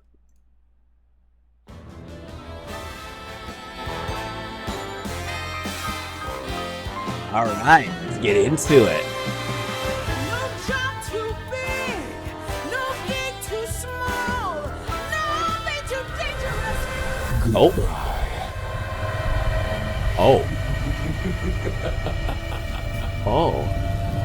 Oh, by the way, that's not Matthew Mercer. That's actually Alejandro Saab. I am unstoppable. I thought that was Matthew Mercer. That was my mistake. So, here I am, locked up in a cage in the ruins of Dr. Eggman's secret base, powerless to help my friends, except for the use of my brilliantly insightful narration of unfolding events. My teammates, Espio and Charmy, along with Sonic, Tails, Whisper, and Tangle, are facing down Infinite, a mercenary with a vendetta against all of us. He threw off our groove. Inside a huge cloud of crackling black energy.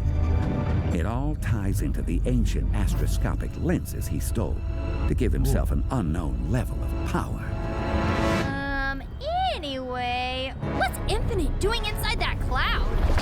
What was that? It kind of sounded like a footstep. Coming up out of the cloud. Is that? Now you will all suffer! Yeah, he is everywhere. Infinite, and he's huge. He's been on a roll lately. Inside the cloud. I see it too. A bunch of somethings. Oh no! It's us! Look out! He's throwing more doppelgangers your way! Watch out for Giant Infinite, guys! He's moving slow, but if anybody gets caught under one of those feet, it's over! The ruins of this space will become your tomb! Hey!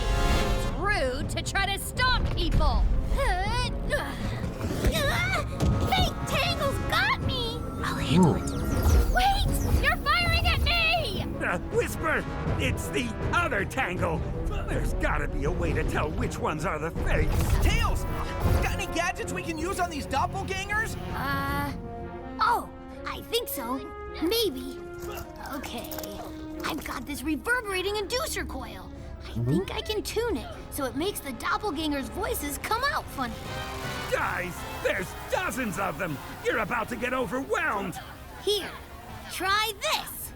Sting, sting, sting attack. Stings is what chaotics lack. Why does my voice sound like this? Hey, it works. 'Cause that's not me. Plus, my songs are way better. Guys, No, everyone! this is annoying though. The fakes' voices sound weird. That's how we can tell them from us. They're on to us. Take them out! They've still got us outnumbered. At least 5-1. Yeah, except I'm about to even the odds. Sonic was like poetry in motion. His quills writing a sonnet of action as he spun through a homing attack, seamlessly into a flying kick. Infinite's forces fell like dominoes before the little blue wrecking ball. Oh, the mismatched subtitles? Boy, Sonic, look at him go! They look fine for me right now. Stuck in a cage! I'm sure I could pull off some of the same moves. Oh, wow. Sonic's knocking the fakes down left and right. But they just keep coming. I better go. Oh, for the doppelgangers that got you. Now this pathetic world is worth saving! I revel in the never-ending nightmare caused by my hand!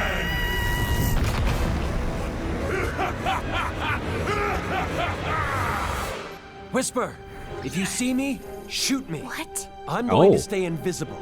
If you see me, it's not really me. Sonic, on your right! Whisper! Oh, for sure he does. All right! 2 more for Tangle. She's grabbing and throwing those fakes like they're hot potatoes.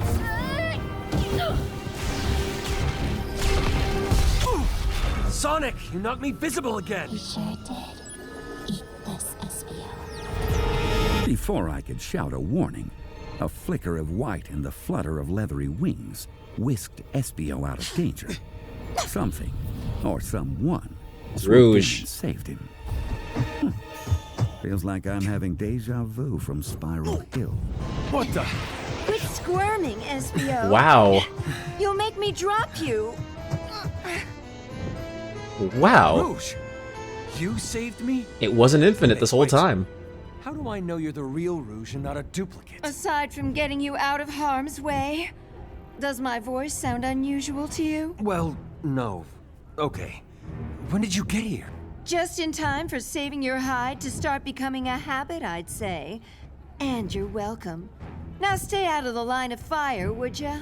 Nope, they did not Where are you lie. going?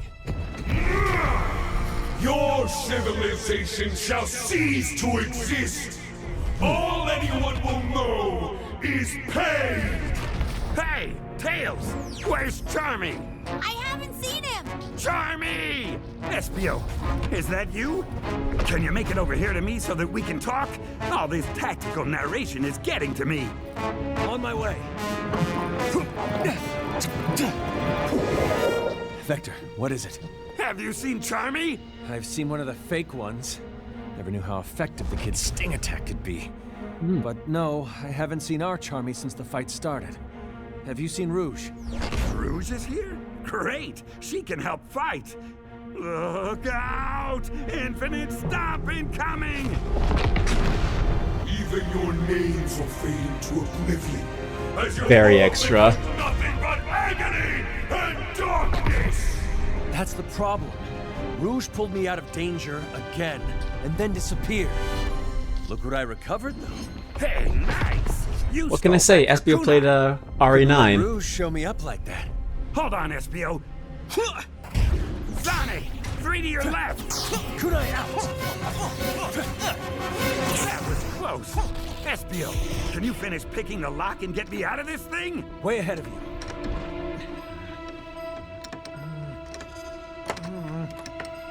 Okay. More tumbler and... Yes! You're out. Finally! That cage was getting cramped. Too bad everything else has gone pear-shaped. We need to get up to that platform. The lenses are too powerful to let Infinite keep them. They're too powerful to let anyone keep them, come to think of it. Agreed. Look out! Here comes another stump! I'll crush you like the loathsome pest you are!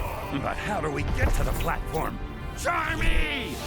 Oh no! This sounds The more only epic fighter than the we've got left Frontiers is fight Tails. than And even if he could make it up there, which I kind of doubt, Forces fight. we need him down here in the fight. No, Vector! That's where Rouge must be headed! Up to the platform! Seriously? She's been talking about how she should be the one to collect all the lenses. Now's her chance. Okay, Tails has at least got to try. Where is he? There! Come on! We've got to fight our way over to him. Kunai out! Espio, watch where you're throwing those things. Yeah, I love that Sorry. theme. Don't be sorry. Just hold still. Espio, look out! Very true, Kylie. Hey, Whisper, watch it! I just barely dodged that. I told you to hold still. Ow! What'd you hit me for? Sorry, Tails. I thought you were a fake. No, that'd be me. Here, have a grenade. Oh shit. Geek, get that out of here! Oh, hey! Careful with the grenades, Vector! Sorry, Tango! Look out! Here comes the big guy again! The only name anyone will know is the name of their tormentor, Infinite! Oh, what an ego on that guy. Ow! Tangle's tail really packs a punch. The real one or the fake one? I don't think it matters. No. Tails, can you get up to that platform? Not if I'm going to keep the inducer coil going down here. We're just barely hanging on as it is. Without it, we're finished. Well, that's an easy way to find out she's the fake, because she talks more. Good grief. Is that Charmy flying the Chaotix copter? No, Oh, that's God, no. Charmy in the Chaotix copter. General's the one flying it. Oh, thank He's God. where the tail rotor used to be, acting like a jet engine.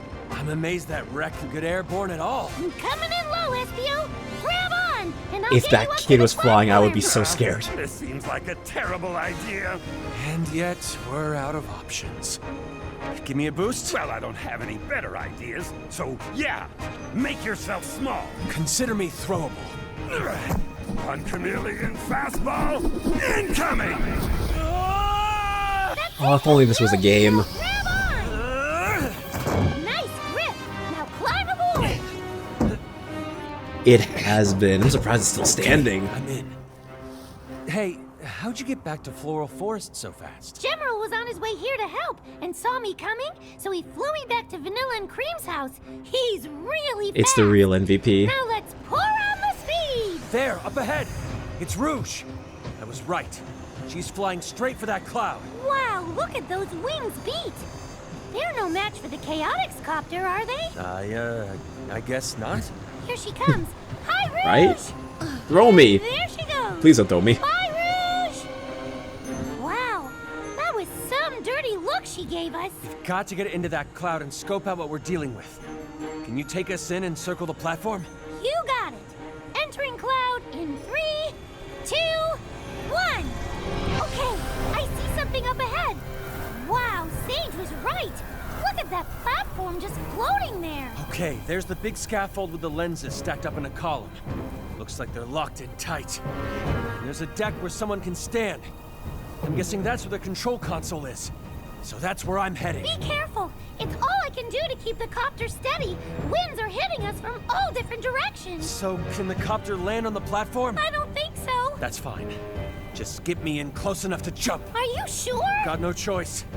Just be ready to catch me if something goes wrong. Ready? Steady?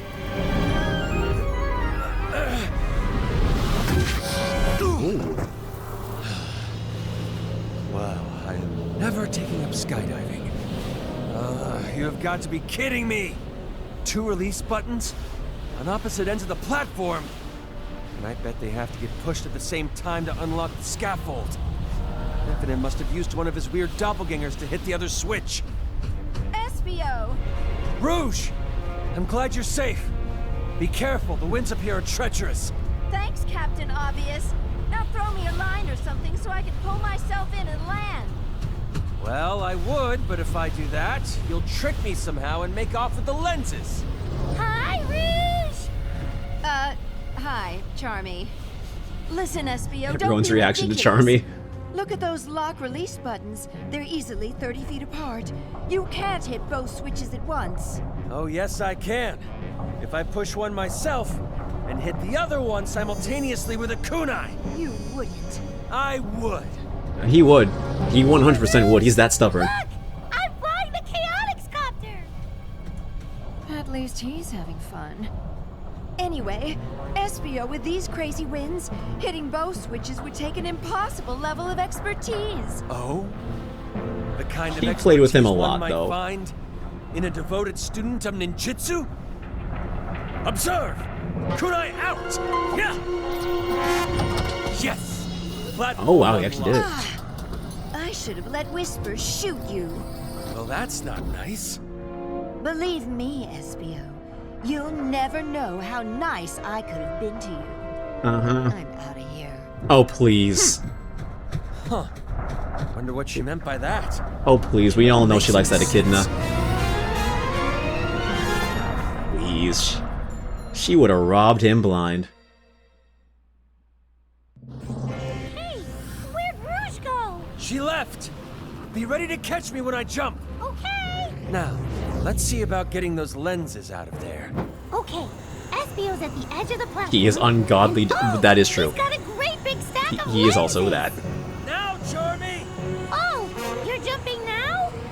You're jumping now! Okay, one barrel roll. He loves the emerald more. I'm upside down! Espio, you made it! And with all the lenses! He does. Just Dumb. barely. But yes. And duty bound. Thing you did? Throwing the kunai? That was amazing! All in a day's work for someone dedicated to the ways of the ninja. Whoa! What's dork. going on? I think it's an air pocket! I can't get the copter level! We're tilting! Ugh, the lenses! They're falling out! Oh no! If Infinite or one of the fakes don't get us, I'm afraid friendly fire will. Don't give up! Not yet! Espio and Charmy are on the job! You heard the man, everybody! Keep going! We got it! Oh.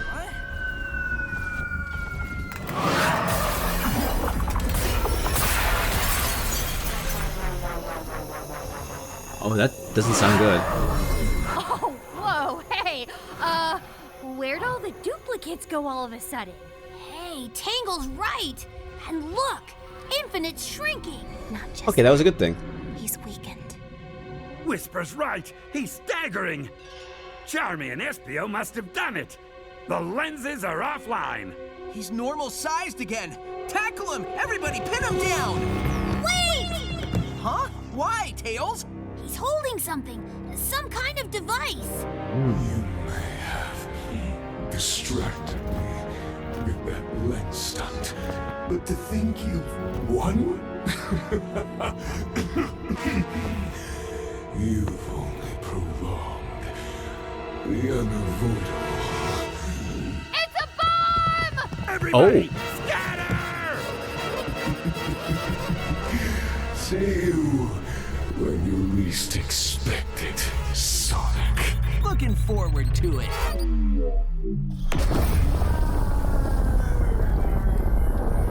Oh.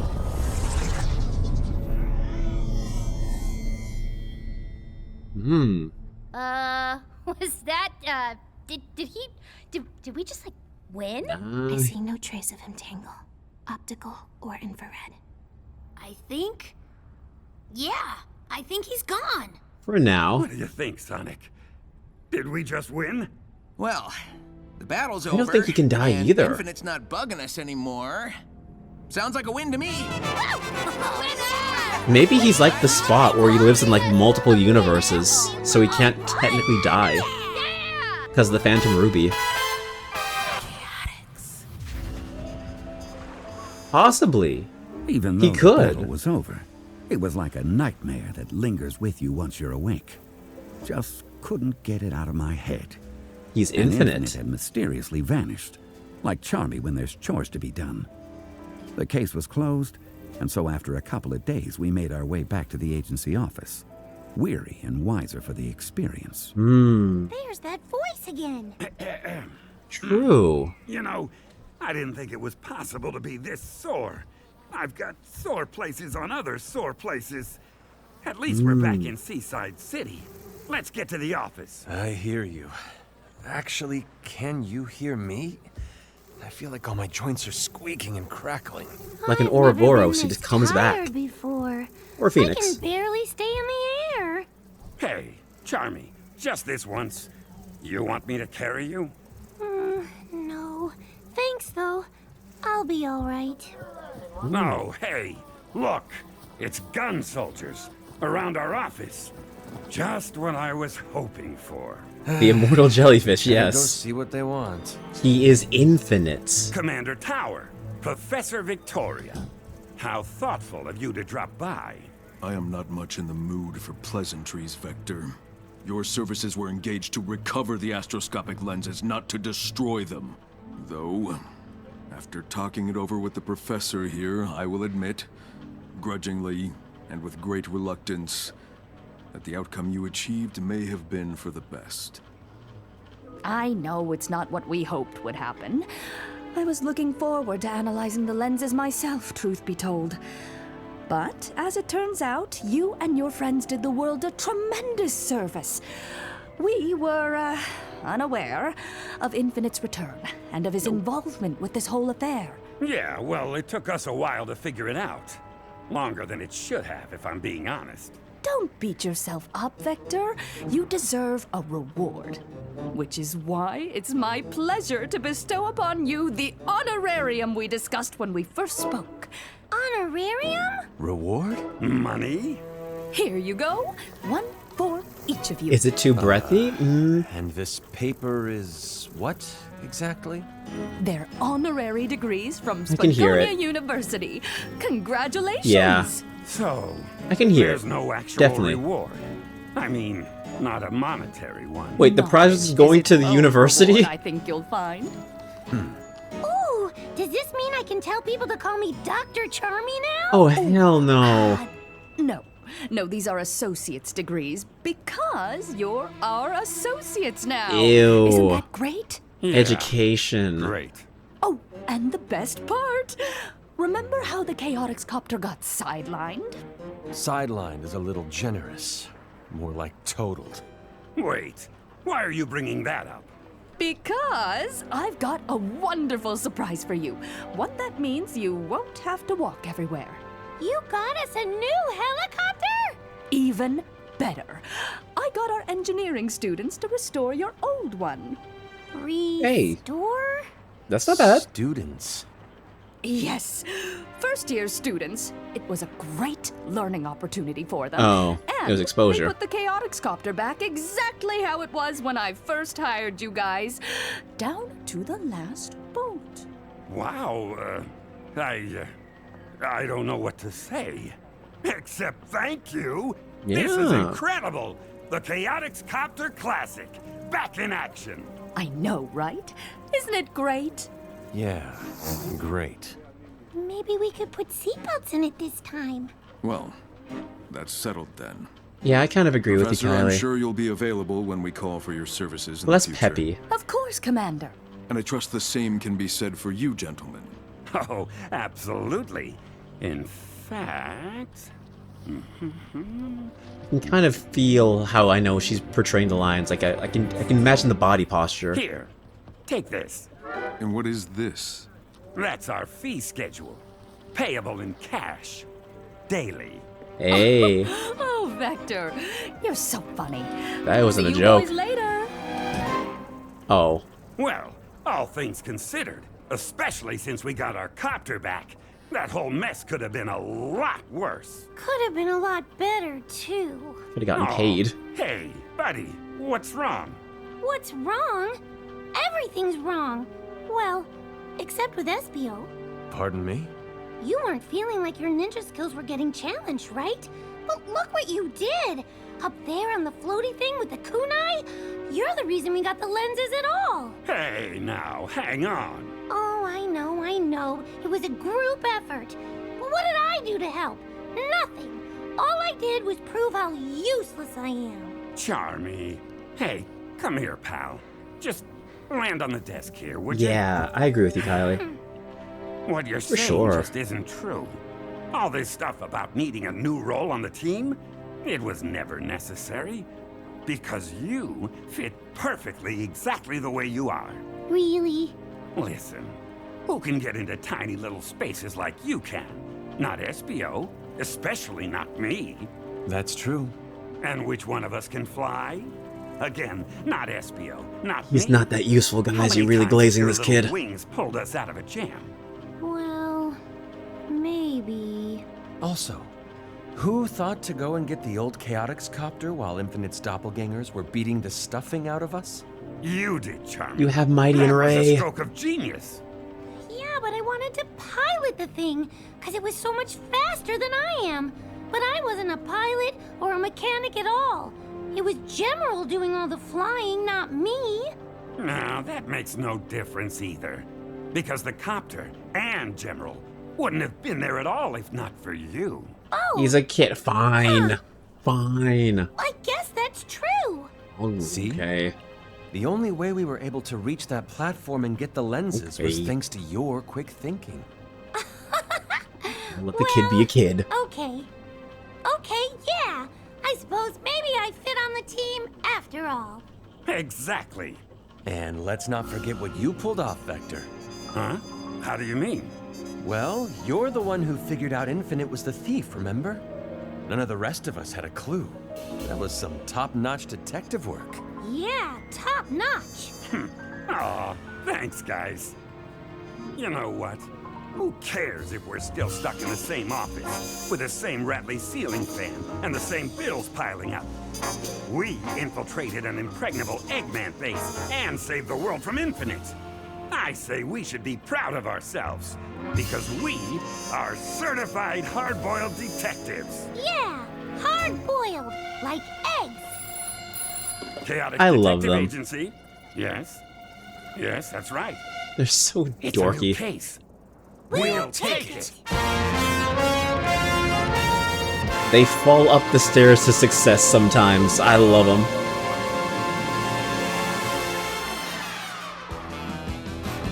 Oh?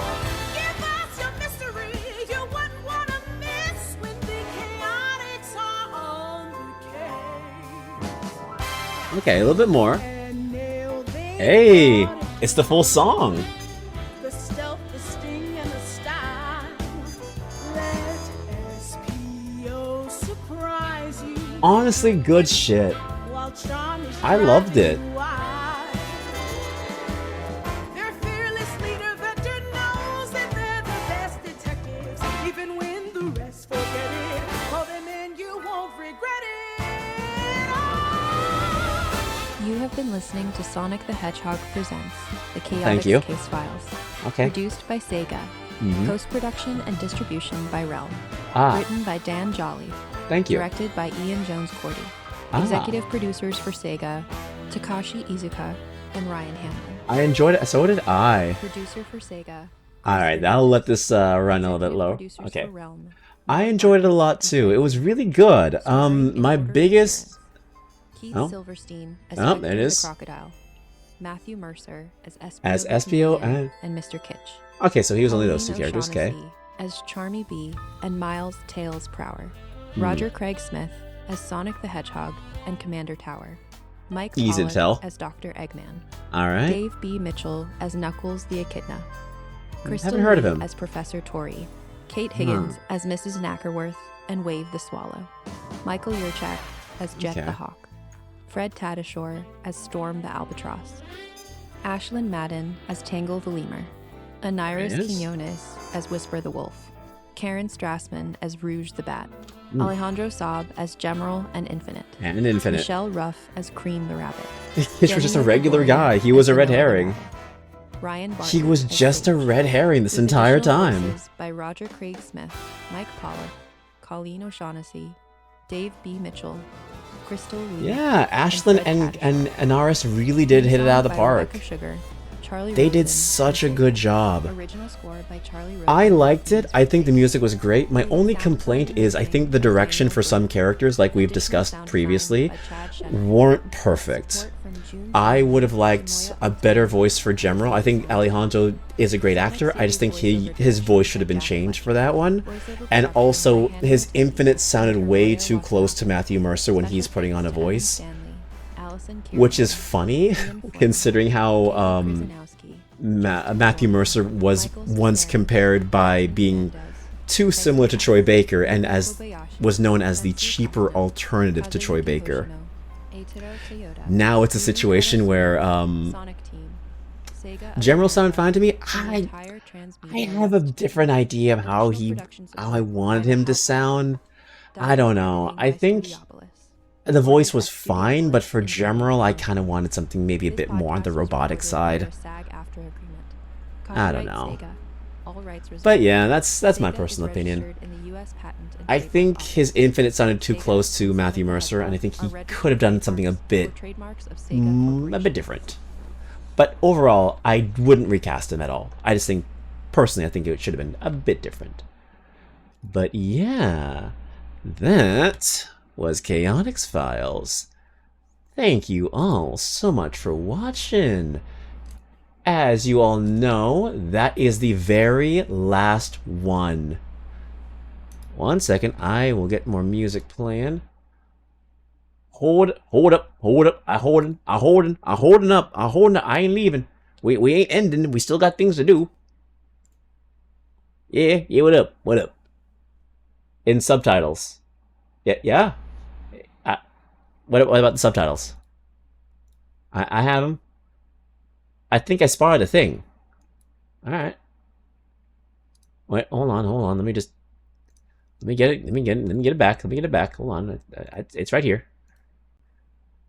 Right as it ended. Okay, right as the credits ended. Okay.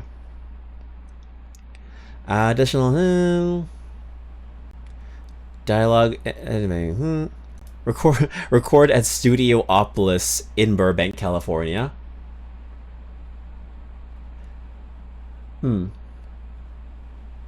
Copyright by Sega.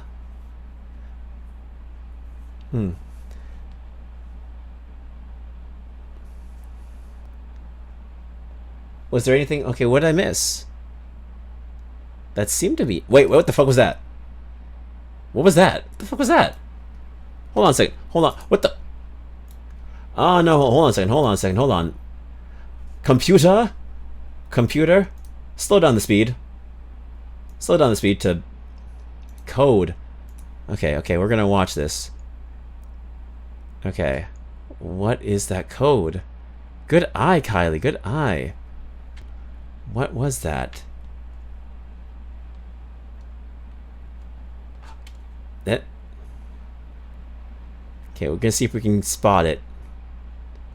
Quickly. Wait. Come on. Oh, God damn it! God damn it! Stupid eyes! Okay. Try it again. One more time. Okay. Fuck. It's binary code.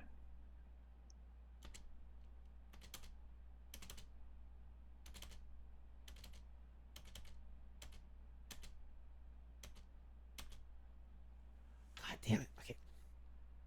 I almost had it that time.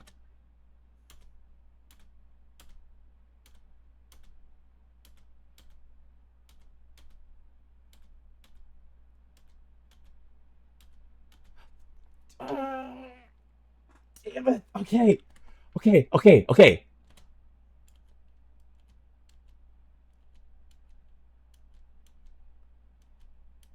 Thank you for indulging this.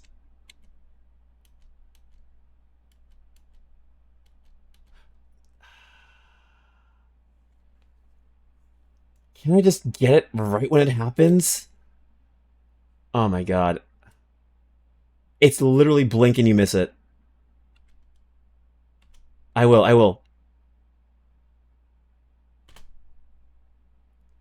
God damn it, yeah, that like perfect reaction time. Okay, okay. Okay, blah blah blah blah blah blah blah blah. It's right at the 16-minute mark, 16-second mark. 17.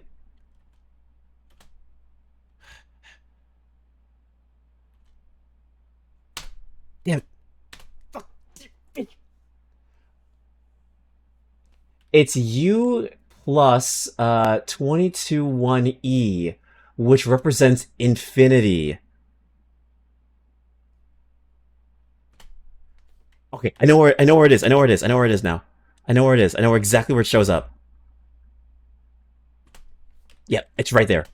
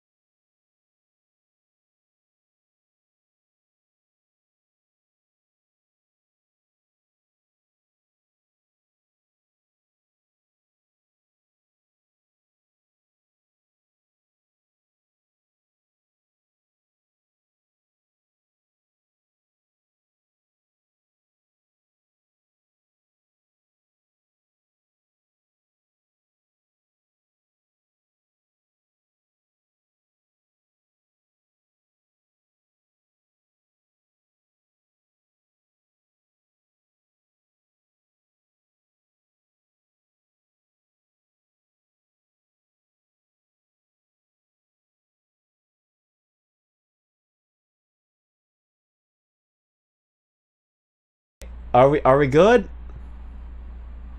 Wait. Hold on. Oh shit. I think oh no. We're back? We're back. Awesome. We're back. Okay, good, good, good, good, good. Yeah. I was so excited I accidentally bumped the mic the mixer and then it messed up the audio. Hold on. Yeah. Alright, cool. I have to get the audio back. Give me a brief moment as I fix that. Because that's going to become a problem. Hold on, hold on. There it is. There it is, there it is. I was so scared I was going to have to restart the stream. Okay, we are so back. Infinite the Jackal will return in Avengers Doomsday. He could. Not in Doomsday, but like he could return. So yeah, I do agree with you, Katsu. He might be immortal because of the Phantom Ruby. Like he doesn't have the abilities of the Ruby anymore, but like maybe he's stuck in like an eternal life situation where like he'll die and keep coming back. You know? And he has to like look for ways to like get the same powers he had before. Otherwise, he's just kind of stuck in this never-ending cycle of death and rebirth. Yeah, I think you're right on that. So yeah, screenshot this if you got it, if you want to. It's, yeah, it's infinity. So literally, the infinite jellyfish, exactly. So, arguably, a fate worse than death. Fate worse than death. Oh, wow. Alright, alright. So that was fun. Because it explains why he came back even more intense and mad. Yeah. He canonically died. Keeps getting defeated into a weakened cell state and keeps regrowing. Yeah, I would be pissed too if I had that kind of life. He literally is losing his mind. He cannot stay dead. That would mess anyone up, honestly. Wow. Just when you thought he couldn't get edgier. and others did this to him. Yeah. So true, so true. I mean, he chose to use the Phantom Ruby, but they kept messing with it. So, wow. What a dark, that's probably like the darkest we've had for a Sonic character for a while. I love this. I really did. I really would hope that this gets enough traction, enough people support it. They've even said before that watching it only does so much. We need to show investors with money, and that's very realistic. Money talks. Money talks. So, I don't know. If you can buy merchandise and you feel it's worthy of being bought, then for sure pick it up. But, you know, outside of that, nothing much we can do. But I would love to have seen this team work on maybe a game or maybe like something else. That would be nice. Like, move on to something other than an audio drama. And because of Sonic, he cannot die, so now he wants everyone to feel the suffering he now endures. Eternal life. Or rather, eternal life through death. This project got Jason Griffin on the team. Oh, okay. It will play right now. I will show it. Alright, I will... Yeah. Alrighty. I got you. Let us play. And then we can get into the Honkai of the Star of the Rail. What is this project? It just came out a day ago. Metal Mania. Oh, it's muted. That's why. I was just saying, oh god, did my mixer fuck up again?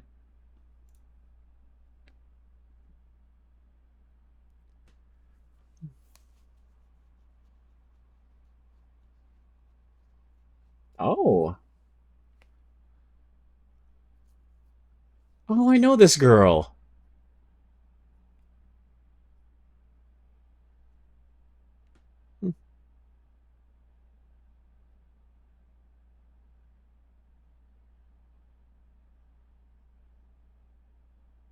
Nice.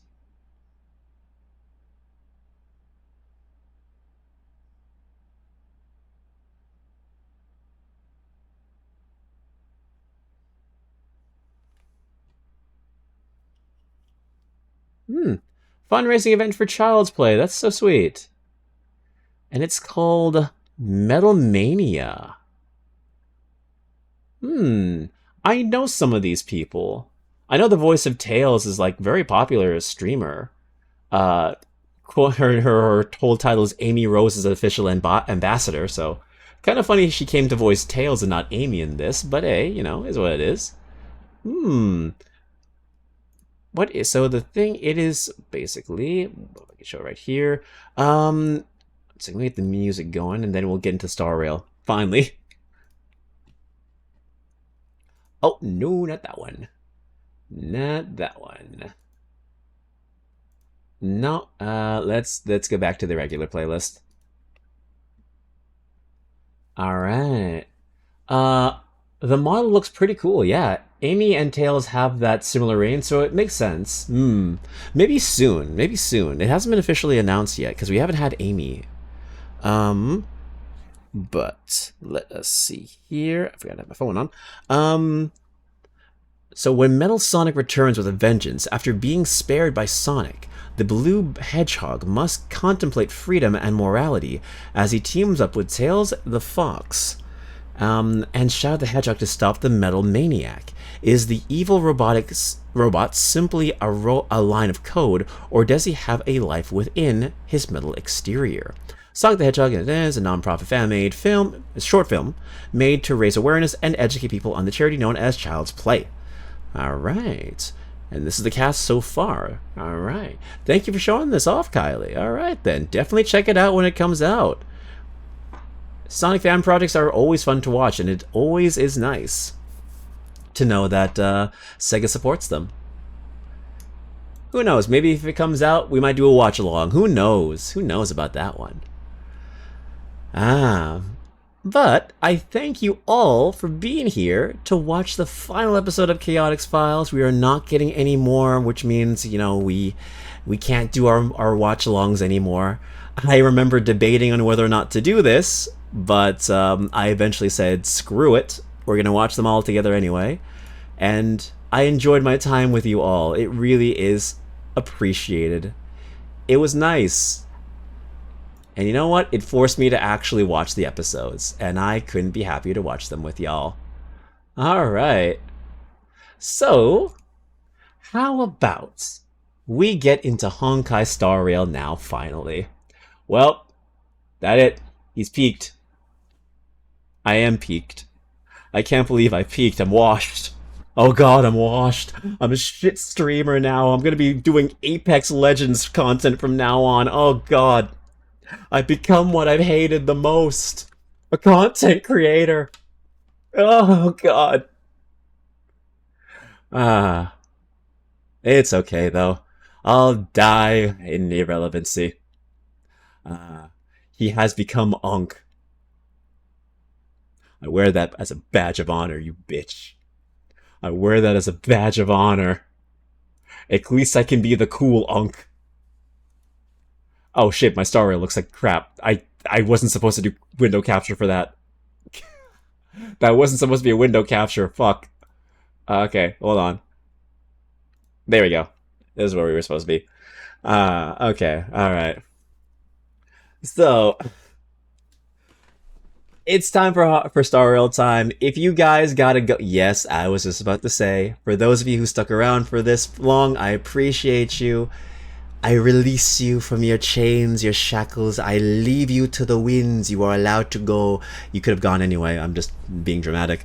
Alright, looking like at the time, basically 4 a.m. Before I go, yes, before you go, before I send you off to Dreamland to hopefully not have nightmares. But yeah. If you guys aren't here for Star Rail, no worries at all. We are going to be continuing the Fate event. We're going to play for as long as we can, because time may have gotten away from me because of Sonic, and also because I yap. So, that might not be the longest Star Rail session, but hey, at least we are Star Railing, so it's something. You tolerate me, right? I play games, I promise. What is the most efficient footwear against wet floor signs? What is the... Okay, slippers. What is the most efficient footwear against wet floor signs?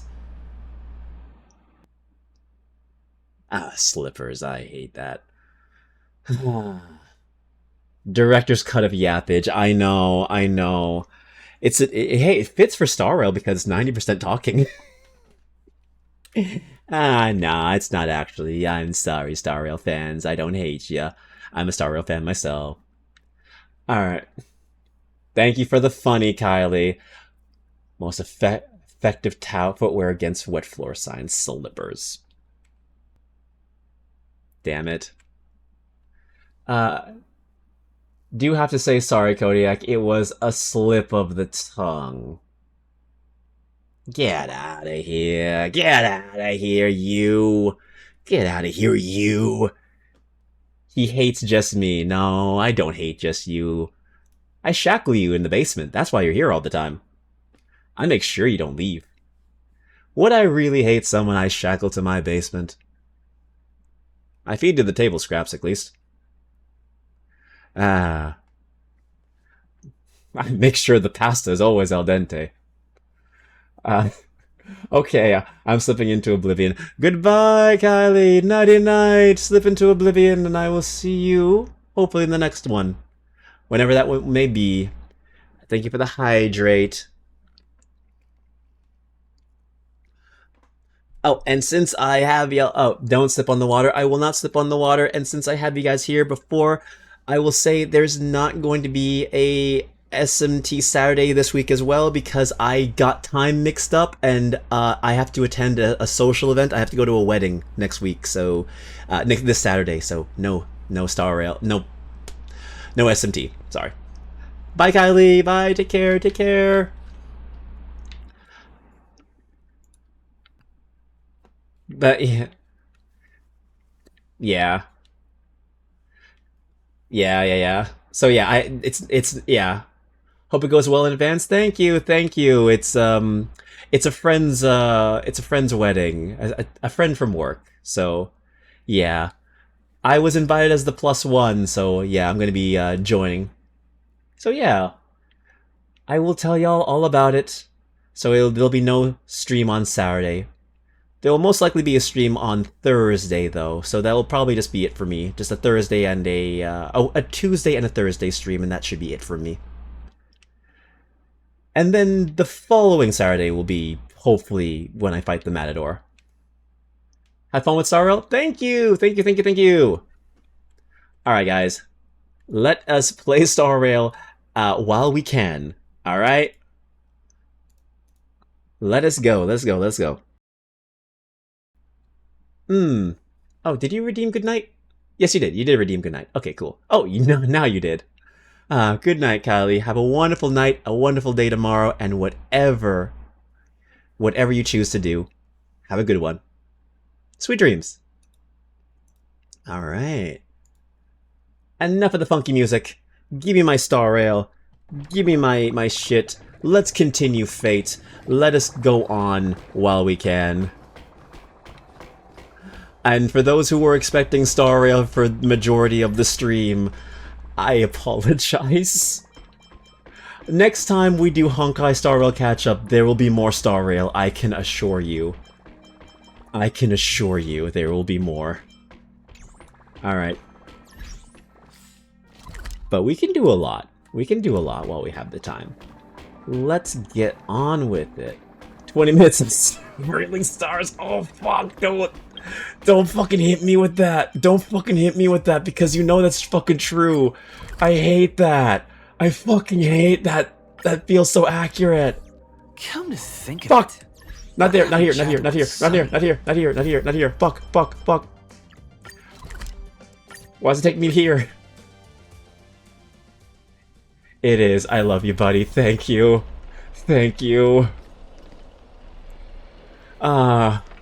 One of these days I will shut the fuck up and play the game, I promise.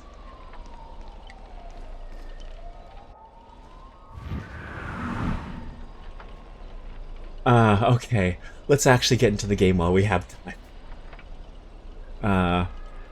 A frigid I almost said farce. A frigid force drags you violently back to where you started, and then a voice you know all too well murmurs by your ear. You want to leave after entering Boss Scott's turf? In your dreams! Oh yeah, I forgot we're in this shit. I knew it was you. Why does it sound like a dog? Oh fuck yeah, I know this. I know where this is from. Oh, Scott, the IPC specialist who does those bionic voice impressions? Unbelievable. Scott's really made a name for himself. Even the acclaimed Robin knows who he is. Alright, I'm the one who told her. Can't a guy share a few wild stories, travel stories with his friends every now and then? The brief silence that lingers between you was enough to convey every ounce of fury and exasperation from this old acquaintance. See? Always so hasty. A battered TV wobbles, buzzing with static noise. But alas, this is a silent film. You can't hear a single crackle of the snowflakes. You're on TV, bro. Seriously? It's not the time for this. Watch out for this servant. That guy turned this whole place into... Supporting characters with no voice dubbing shouldn't waste the audience's time with your lines. Ready! Action! Oh, The Silent Stage, Act 1, Midnight Chainsaw Rhapsody.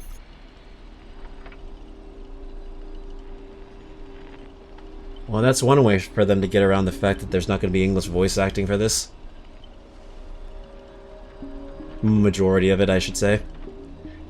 You all wake in a sealed chamber, the TV static crackle singing Death's Lullaby.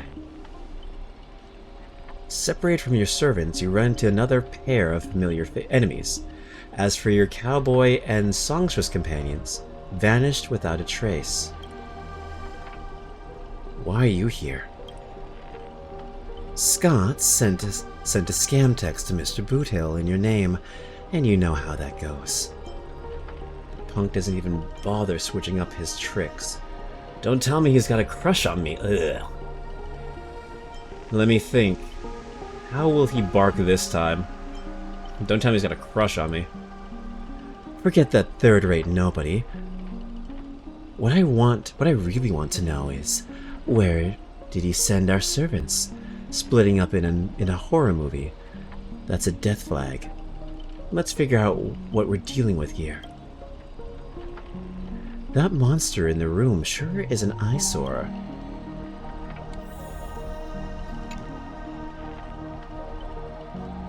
A nameless corpse lies before you.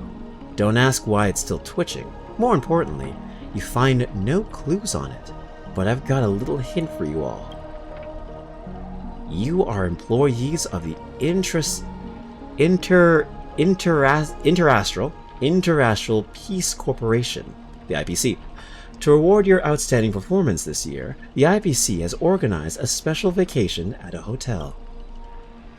But when you arrive, the hotel is completely empty. As midnight strikes, its true nature is revealed. This place. This is already the fifth room. Hey, can you hear me? What a bunch of bothersome fools. I can't believe that even you fell for it, Archer. So, just so we're clear, I was against this from the start, but those two blockheads insisted on investigating. Now it's 3 blockheads, masters of an otherworldly Holy Grail war, and not a hint of caution among them. That's how I end up with frown lines. Isn't it a little late to say all that? Listen carefully, this place. This Holy Grail war is strange indeed. It's my fault. I have failed as a servant. I should have kept my master away from this trap. You two over there? I'm locked inside this room. Right on cue. Master, I saw your abilities. I'll find a way to get you out. Hold on. If I were the enemy, I'd suggest I disguise myself as a master and wait just behind that door for the perfect ambush. Archer, listen to my voice. It's obviously me, right? Sorry, this is a silent film. All I see is a line of subtitles under the door, with the name Adventurine slapped onto it. If you want to prove you're really my master, you have to spill 10 humiliating secrets that only my real master would know. You really don't know who I am? Will this ever end? This is a horror film, people. Background characters start acting scared. Oh, it's probably Dr. Rekka. Mr. Rekka. This place was once an IPC prison, where criminals were banished. It's deadly. Traps engulfed none, ensured none escaped. Now the inmates have passed, leaving only bloodthirsty vengeful spirits. I've wanted to ask this since your first line. Why target the IPC workers? Also, before I go, I gotta tell you about something I saw that had me dying. Oh, for sure, man, for sure. Thanks for sticking with us for so long, though, Katsu. I appreciate ya.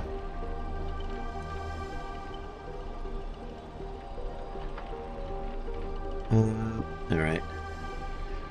Back when this was still a prison, the IPC scoundrels turned it into a living hell. What do audiences love most? Watching those criminals suffer. Saw off someone's legs, and the door unlocks automatically. But if something happens after a system hour, oh, this is basically the Saw. Boom! The room explodes. You, the guest, will also go up in flames. I know this one. The room you can't leave unless you do a particular thing. It's one of the classic tropes from Penacony's vintage horror flicks. I saw one of the Uma scenes in the career had Hishi Amazon in the background as a cardboard cutout, like when they keep making her the finish line in the anime. Oh, that is funny. So it's literally in the Uma scenes in the career. Oh, that's so funny. Yeah, majority of the time it doesn't really have anything special, so to have like that scene is crazy. Which career was it? Like, which Uma were you playing as? Aren't we a little off topic? You watch rather wild films. Oh god, no. It was a random event? Oh, it was a random ass event. That is funny. Maybe it was your support cards. It could have been your support card that activated it. That's funny though. I hope I catch that next time I play. Also, not gonna lie, Katsu, my El Condo Pasa doing pretty damn good. I got my first gold inheritance, so yeah, I got some good sparks from that. So I'm coming for you, buddy. I'm coming for you. Might have been I just saw it and was crying. Yeah, that does sound like a funny thing. I will eventually catch up to you, man. I will have that race. Eventually. By zip, I did not expect someone your age to know that much about Penacony's early dream, Bubble Cinema. You have a bright future ahead. Nice. I got her as my 3rd S rank now. Hey, let's go. Yeah. For like a lane chaser or whatever it's called, she's like an S on that line, so pretty good stuff. The career is going solid. That's right. I was the one who gave the world my genius wisdom with my first film in Penacony's early days. So, this noble Phantasm is based on that. This guy's really getting carried away and started babbling. Nice work, Master. No wonder the scene feels so awkwardly shoved in. Now it all makes sense. Randomly cobbling together old-school horror tropes. Yeah, not exactly groundbreaking. Yeah, mine I trained for dirt and got sparks to jump her from B scaling to S in dirt. Ooh, nice. Yeah, the sparks can really help out. It's helping me out a lot. It also helps that I actually know how to play the game thanks to you. Take that sawing off someone's leg bit. Originally, the protagonist was restrained by ferrofluid shackles, and had no choice but to cut their own leg off.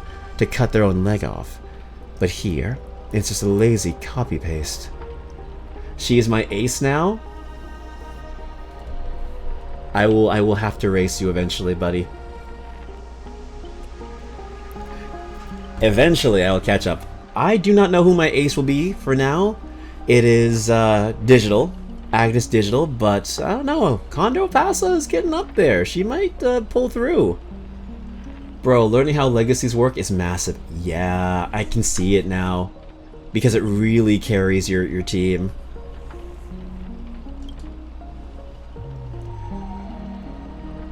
Kid, I take back every compliment I said about you. Your screams will be played on loop in the most conspicuous spot at Grandy Films. Yeah, there are aces in each race type. Got you.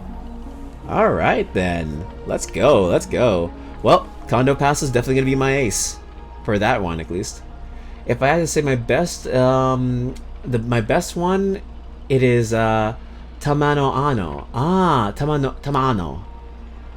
Tamamo. There we go. It is Tamamo. Got you. Alright. Hey, I got a lot of good Umas. Let's see who pulls out on top. You may have awakened a demon, my friend.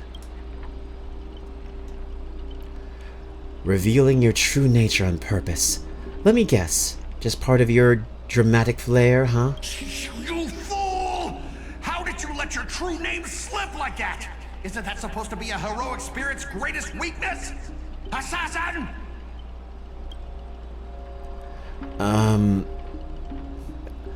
Don't panic, producer. I'm not some legendary hero or anything like that. Just ask them, what does Grady even mean in Penacony? Who are you? I've heard of Clock Studios. And Henmia Films? As expected. You'll see who Penacony's greatest director is. For now, I'll slip behind the scenes.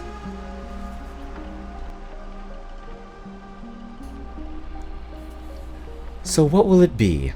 Self-sacrifice? Or will you turn your blades at each other right before my eyes? Take what little time you have left and talk it over. But keep stalling and, well, tick tick boom. Alright, let's go. Let's see what TT.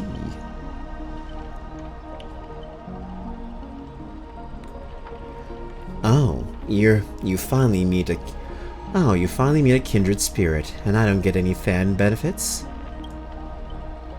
Master, you heard him. Pick a leg, left or right. Honestly, if I could get a bonus, I'd rather go for the arm with the command spells. Ooh, damn. Jeez. Damn, you do not like being his partner, I guess. Hey, you're my servant, remember? At least consider cutting off Kodiak's leg instead. How about no? Wait, old pal. Don't give me that look. I was kidding. Everyone don't dance. Everyone, don't dance to his tune. Don't let him pull us along. The more chaos he sows, the calmer we have to be. Still, not turning on each other yet? Room's about to blow.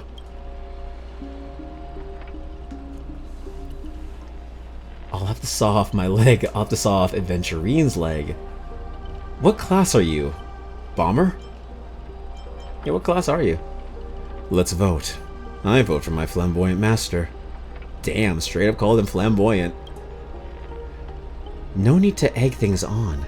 You already figured out the real answer, didn't you?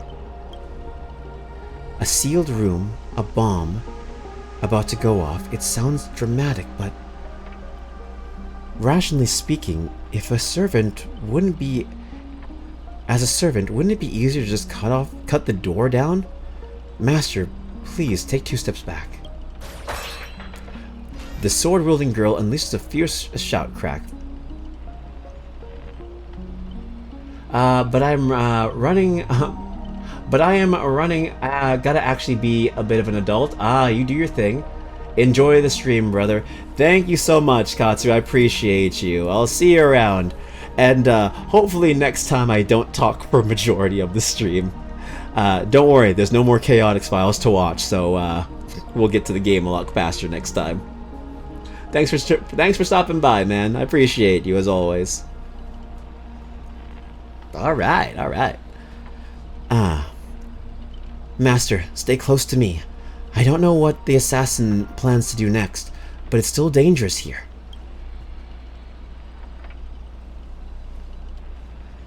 Using brute force, in a horror film. Heroic spirits from another world clearly have no sense of art. A blonde beauty like you, shouldn't you be screaming for help and waiting for the hero to save the day? Skulking assassin, once I reach you, scream all you want. Call for anyone to save you. Okay, that was a noise. Then you'd better reach me first. Thanks to your recklessness, the hotel's chainsaw spirit has been awakened by the noise. Protagonist, take the stage. Trying to run? Did I, the protagonist, ever give you permission to run? What are you? A piece of gum stuck to my shoe? As the star of this film, I'll be the one to personally tear you all apart limb by limb. Well, this is gonna go easy. Chainsaws in my hand. With assassin's power, these two poison saws can cut 3 times the point of an eye. That's 6 cuts in one go. With my concealed sword chainsaw reversal, you won't escape me even if you turn into a swallow! Expand your thinking. Time to twirl. Endless riddles. Nothing but a boy. That was fast. What kind of evil spirit gets beaten to a pulp by its victims? Ugh, forget it. Producer, take 5. We'll be needing you again later. So this is the power of heroic spirits from another world. Figures. Penacony's just a backwater speck with 10 amber eras, with no real legend or history. Of course, we pale in comparison to true heroes. But that's also why you're going to lose. I'll take each of you runaways one by one and turn you into obedient extras for my film. Pray tell, does anyone look like they're running from you? Don't get ahead of yourselves. Act 2 is about to begin. After a brief pause, you exchange the information you've gathered with one another. Boothill, Robin, and Miss Note are all still missing. Scott and his servant could strike again at any time. So they're giving us time to breathe, huh? Guess they're pretty confident about their trump card. Archer's Master. You seem very familiar with films. What do you know about this Grady? I've only heard the name before. The guy was some terrible director back in Penacony's early days. He cranked out a ton of cheap horror films and was a master of interesting commercial gimmicks. So he was like the Hanna-Barbera of film, pumping out the same shit for low cost. But people in Penacony forgot about his name ages ago, not like Hanna-Barbera. I only found the film he used to trap us through sheer luck. Picked it up as an interstellar junk market. So we're dealing with a total nobody. That's not good. What makes you say that? A heroic spirit who left a mark in history. Our legends usually hint at our greatest weaknesses, like that one warrior was bathed in the river of the underworld and became invincible because of his heel. Oh, invincible, not invincible. I read that right. Yeah, no, became invincible except for his heel. I was hoping you'd know something about that person's past, but turns out he's just some washed-up no-name that even you folks have not heard about. Ooh.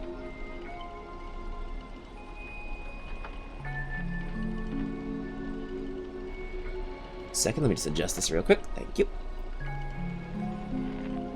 Fits right in with Mr. Scott, doesn't it? A pair of nobodies with shady tricks up their sleeves.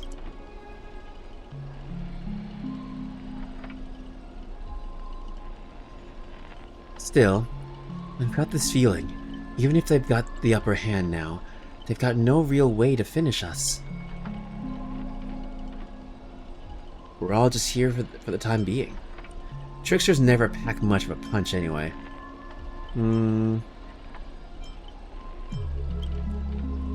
Right. He was a film director in life. That means he's not gonna suddenly become a powerhouse after turning into a heroic spirit. His noble phantasm proves it. He built it off of one of his old horror flicks, basically a reality marble. Though it's a rare ability, it's more like it's more like a trap, one that only ensnares its victims. But if the trap can't hurt the prey, then it's the hunter who will be in trouble. Now he's got 3 servants in his stomach, while the strongest fortresses always fall from the inside. You really do have the mind of a leader, always so sharp on reading the situation. I better pull my weight too. You might not have an obvious weak spot, but if we can find Assassin's true body, and let my arrows give him a proper haircut, the real marble of his would no longer exist. That reality marble wouldn't exist, you know what I mean? Sounds like everyone's got their sights set. Kodiak and I have butted heads with the Express crew before, but that was just a difference in perspective.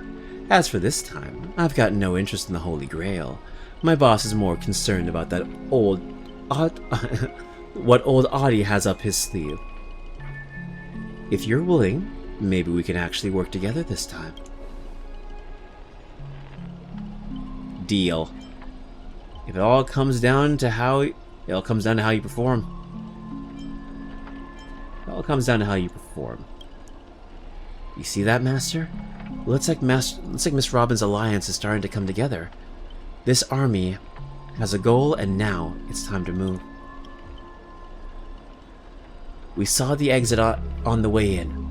Let's head that way while we still can. Alright.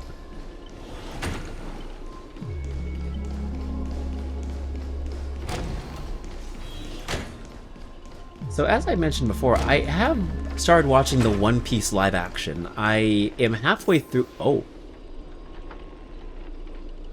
that was funny. I'm halfway through Season 2, and we're finally at the last few episodes when we get to Chopper's Island. So far, it's been pretty solid. And in this corridor, a layout completely different from before. What an annoying, bounded field. If we can't bring this space calm, we might never find a way out. If we can't... Okay. But yeah, the One Piece, like... Okay, it says, yep, same shit. Feels like we've just looped back to where we started. If we don't find some kind of countermeasure, we could be stuck running in circles forever. Master, why not leave some of your chips and dice behind as markers? You don't need to remind me of that. I already tried it. But didn't expect Grady to be such a greedy money grubber. Hey, don't go throwing shade, extra boy. I was just cleaning up the set as usual. Gotta make sure random props don't ruin the scene. The next scene is all about IPC employees trapped in a haunted hallway and cursed to suffer forever. Nowhere to escape, and no one will ever come to help. In here, any struggle is just wasted effort.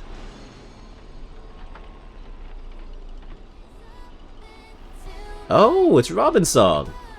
Is that Miss Robin singing? Grady, looks like you forgot that you didn't only trap us in your noble phantasm. But what's that's what you get for cutting the budget, Grady. While you're busy writing, directing, and starring as yourself, Miss Robin already found the way out of the other side of the set. Everyone, follow the music. But yeah. Producer, you useless piece of junk. I sent you to ambush 2 or more low-budget characters. How did you mess this one up? And this music. Why can't my noble Phantasm suppress it? It looks... Oh. It looks like you've been dead for too long, forgot your own trade, huh? Even in the silent film era, movies had sound. They did. They did have sound. A gentle force of harmony floats through the tight space. At its heart, 2 singers light the way for the lost. But at the same time, evil spirits approach them, determined to shred and consume these visitors from beyond the sky. Miss Robin! Watch out. You covered up? You coward. You covered up. You coward! Pick on someone your own size. Nah, it's way too early to use the command spell. Actually, let's see what she says. By my command spell... Whatever you have in mind is already too late. In a blur too fast to track, Miss Note grabs the attacking monsters and viciously slashes their head into the floor. Smashes the head into the floor. Oh no, Mike. Oh no, Mike, I thought it'd raid tubes. Don't hit my screens with your microphone. Ah! Damn. Honestly, that might be the first R-rated scene in this whole movie. You start to wonder if Robin actually summoned a berserker. That's it? The guards back in Asdana prison were tougher than these things. Bravo! Truly, Penacony's greatest bloom, brilliant in both drama and action. This terrible wardrobe, the nonsense plot. No one else could have cooked this up but you, Grady. I spent so much effort clawing my way out of the grave, so quit burning my eyes with your bargain bin flicks. Of course, real directors know when to leave the stage to the actors. You're all okay, thank goodness. I watched a free concert. Miss Note is so cool. You and Grady seem to have a bit, you seem to have a bit of history. Let's just say it was unpleasant. We meet again. As a caster, your combat style was quite a surprise. Can't say that counted as a fight between mages. Guess people in Penacony really have a broad definition of caster. Really? I thought it was pretty normal. An archer dual-wielding swords, Jesus Christ, isn't qualified to talk about this. I managed to feel out the right path using the power of harmony, all thanks to Miss Note's protection. Blank, I saw you covering me in the fight. Even if you can't say your name, I know you must be someone great. I believe in that wholeheartedly. Master, this cannot change the present situation. Without a true name, I'm just a weak Iris family artist. No. The way you shielded your master, just know proves you're an exceptional servant. You'll never understand the despair when even your name is taken away, and you've even wrung dry all worth, Exactly. Powerless. Barely able to protect your master, let alone win this Holy Grail war. That's why. Then why not work with me again, like before? Mr. Oti can grant all your wishes. Shut up. You're a fool with less artistic taste than an automatic instrument. Your work doesn't even have the artistic value of a ruined roll of film. Sorry, Grady. That was a bit harsh, but why are you serving that optimistic old Odie opportunistic fat, opportunistic old Odie fat old fart.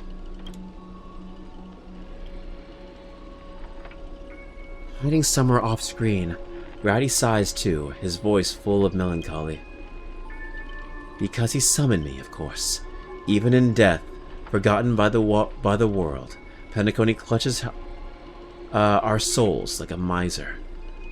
But hey, sweetheart, at least we have a chance to rewrite our past failures this time.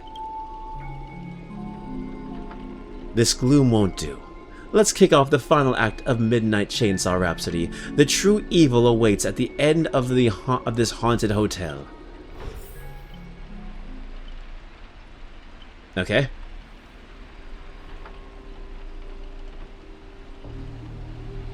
For some reason, this reminds me of Fallout. Whoa, the director really went all out in this. Greedy? Is this what you meant by giving me more power? The surviving protagonist finally reaches the heart of the hotel. The evil spirit appears through the screen. Then I gather all the lights in the effects on you, shaping you into an invincible monster. Leiden Scott, you'll become a legion of evil spirits.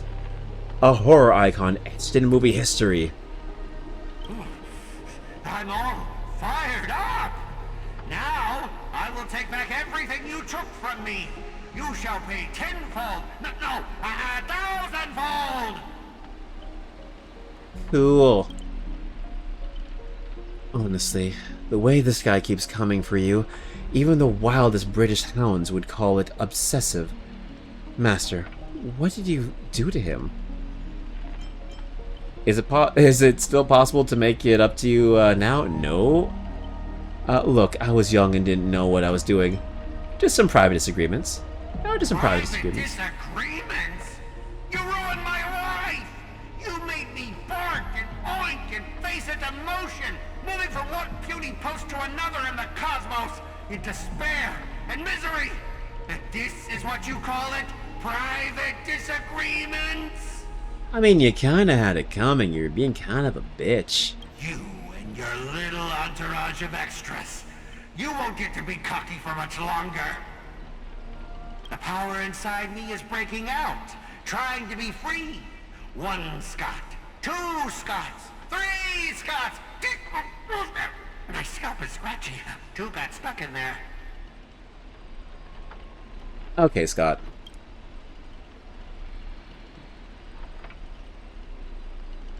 Master, your line. Say your entrance line. Fear me, mortals, for I am everywhere. In your dreams, in your shadows, right behind your back. Now I, the Lord of the Wolfpack, the 1,000-faced Scott, will devour all! Hello, LEVM. Welcome in, welcome in. Hope you're doing well. How you doing? How you doing? We're building some Honkai Star Rail right now.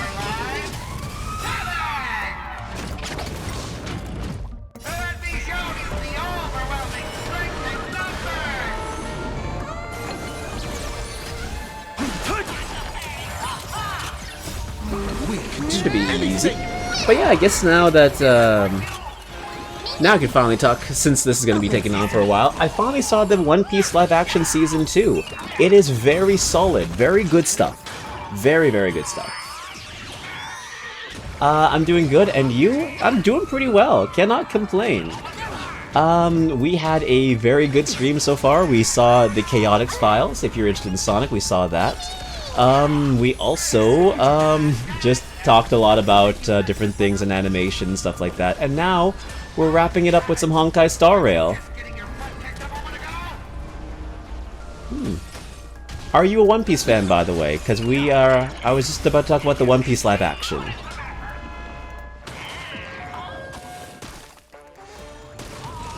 Nice, nice. Yeah, yeah. We are gathered here today to commemorate the many Scots who have sacrificed their lives again and again.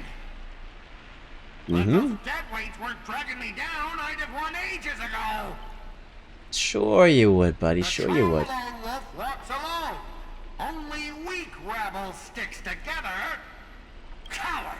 You've been hiding at the back all this time. Even my eyelashes did more work than you. Damn, he's at war with himself, literally. The Scarts start bickering and tossing blame around. What a shame. Nope, I'm not a One Piece fan. Ah, no worries at all. No worries at all. Yeah.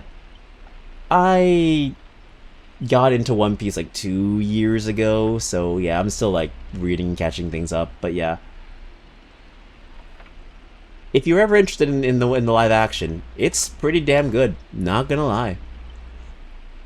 Fighting someone like this, there's no honor to it. Do you still even want the Holy Grail? Go change the script on the fly. Move the stage props. Give me more power. Let me crush them all. Crush them in the palm of my hands like a true villain. I will say though, it's probably one of the better live action adaptations that came from Netflix. I don't know if anyone saw the live action Avatar one, but even though I didn't think it was horrible, I did think that the live action Avatar felt like there was a lot left to be desired. There was a hollow emptiness to it I didn't really care for, which might be fixed in Season 2? I don't know. I think hopefully they take the lessons that they learned in Season 1 and apply it to make a better Season 2. Because even though I don't think that first season was bad, it definitely was one of those things that just came and went. Mr. Scott, I was wrong about you. You're a natural comedian who's only good at playing comical character. Why did I say musical? My god, I almost said musical chairs. What the hell's wrong with me? Only good at playing comical characters. Dropping you into a horror flick, that's just a miscast. But an insult to the lens. Great minds think alike. Actually, I think that was being generous. Hey, don't insult my little ray of sunshine. I could throw the shade back, but come on, come on. Wait, are you trying to betray me? Don't forget, I am your master. With my command spell, you'll have to ribbit, ribbit, ribbit, ribbit. Honestly, if this guy summoned me and I had to do what he said, I would probably try my best to burn the command spells. Or just take myself out of the game. Trying to dominate me in my set with just 3 command spells? Mr. Scott, consider yourself fired. Apologies, cast and crew. You had to witness that little meltdown between director and actor. Understanding the power of harmony was on me. I also shouldn't have brought you all together. So, I'll be more thoughtful about your stage entrance next time. I look forward to hearing your piercing screams all over again in our next film. The Silent Stage, Act 2. A Haunting of Clocks. Did we just leave his reality marble? Something's off. Each night, the clockline will reveal its unknown side. As the protagonist, you open your eyes and find yourself trapped in a wrong character. Find yourself in a nightmare with no exit, and now a terrifying enemy is standing right beside you. Knowing we're allies, you still go out of your way to stir up trouble and sow discord? Mr. Archer, you don't strike me as someone married to a contract. Wouldn't it be smart to take this split-up operation and eliminate a rival of your master? I might give it a thought. Don't let him get in your head. Ribbit, Saber, help me. Bring it on. I'm not scared. Yeah, bring it on. I'm not scared. Should I kill him? I thought that question over 12 times before you woke up. If I had decided to act, you wouldn't even have the chance to open your eyes. Too bad. I thought you were smarter than this. Guess you'll have to suffer for it.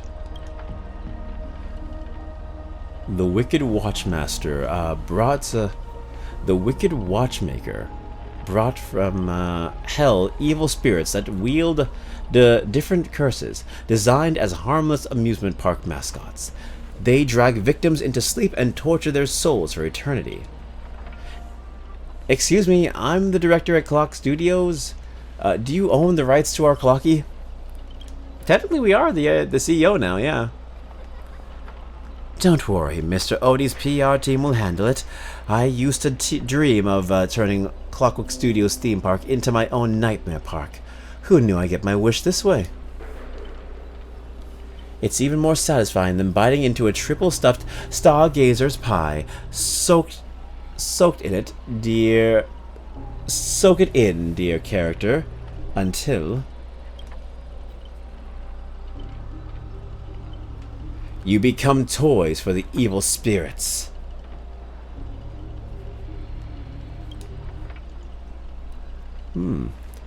If you're just gonna stand there, I might take Assassin's advice and write you out early.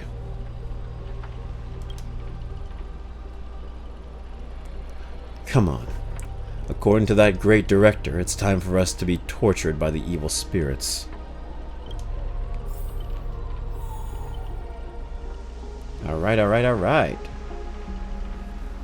We continue on our journey.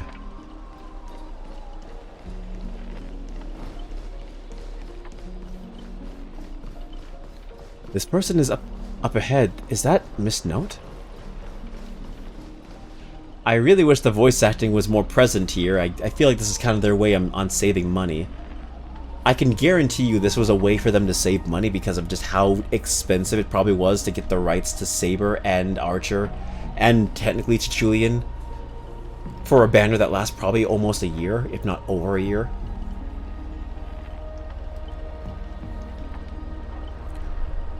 Like, the rights alone probably cost a lot of their voice acting budget. Oh, my bad, sweetheart. Almost forgot your voice is already my personal property. First, it was the copyright of your songs, and then your image, and finally, your name. They found a younger, prettier girl, slapped the name redacted on her, and put her on stage, and you'll die in the despair in the desert of Dreamscape.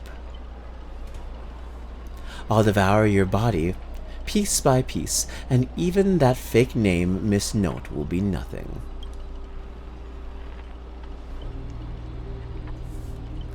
That's not copyright. That's monopolization. That's monopolization.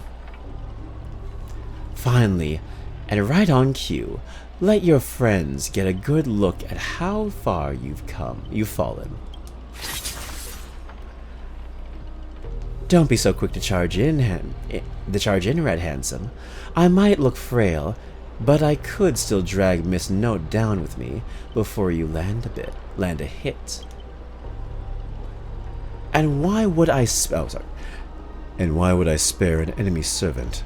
2 birds with 1 stone sounds perfect to me. You seem like just another hollow loudmouth like Grady. Figures. Figures. You foolish outworlders don't realize how powerful this nameless servant can be in Penacony.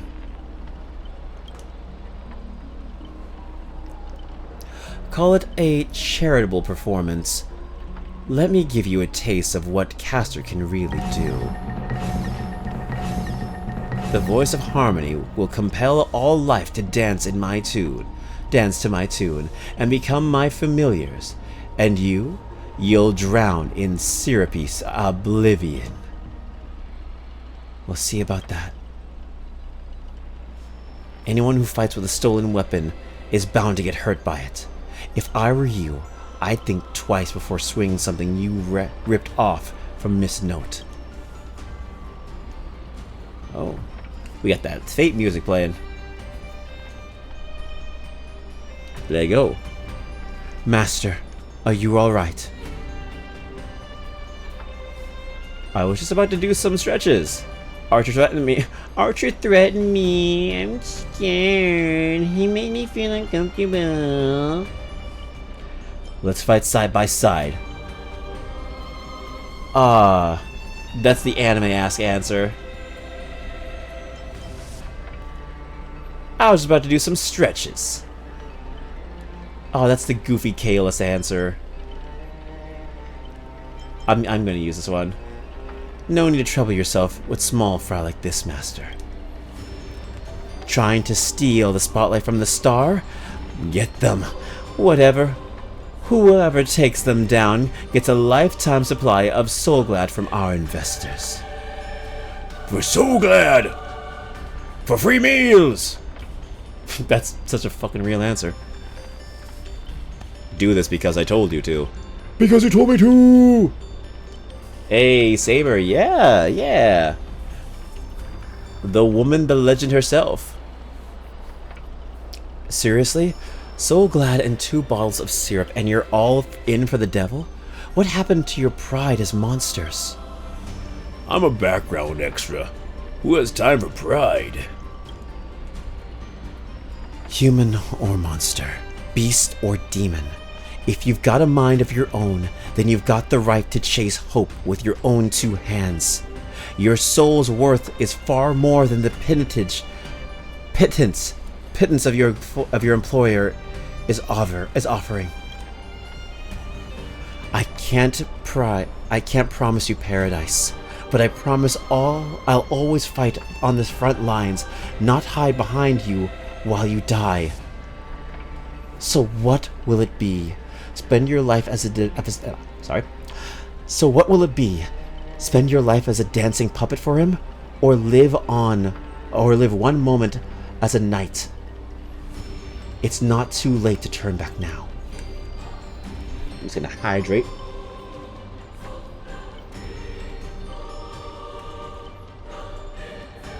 There's only one answer to that. Whosoever my king's sword points, our hearts shall follow. Oh damn, you actually got it on. Damn, Saber! You riding a fucking dinosaur. I was here first. How are you controlling my familiars? That's what the riding skill is for. Call it leader's charisma, my friend. Our abilities prioritize over yours. I actually don't know anything about Fate, so I'm just gonna go with the cool answer. Call it leader charisma, my friend. You traitors. One pep talk and you're switching sides? You're just extras. Don't you want your paycheck? I mean, it depends how much that paycheck we talking. We're talking like $5 an hour, $7 an hour, you know, or close to $30 an hour. I mean, that's kind of nice. Not gonna lie, I'd go to war for that. Oh, I do not mean that. Never mind. Do not take that into seriousness. That was a joke. I do not want to go to war. Look at you, acting all high and mighty. What else can you even do besides throwing money around strong arm us? I'm the king of knights. Mound now as not some familiar you can boss around like a dog. I bestow upon you the name of my beloved steed, Lamre the Third. Come with me. Let us vanquish the evil before us. In the name of the king. Wait, if you kill me, you'll all vanish too. You're still my familiars.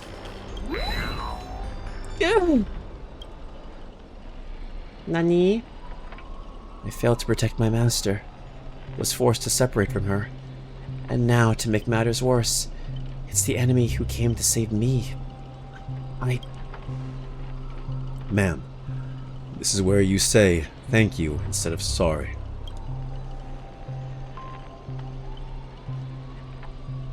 But no excuse can cover up my incompetence and negligence. A powerless servant is nothing but a worthless doll. And Miss Robin, About Miss Robin, there's something... Never mind. Just come with me. Hey, riding bee. Okay, we follow you. We follow you, Saber.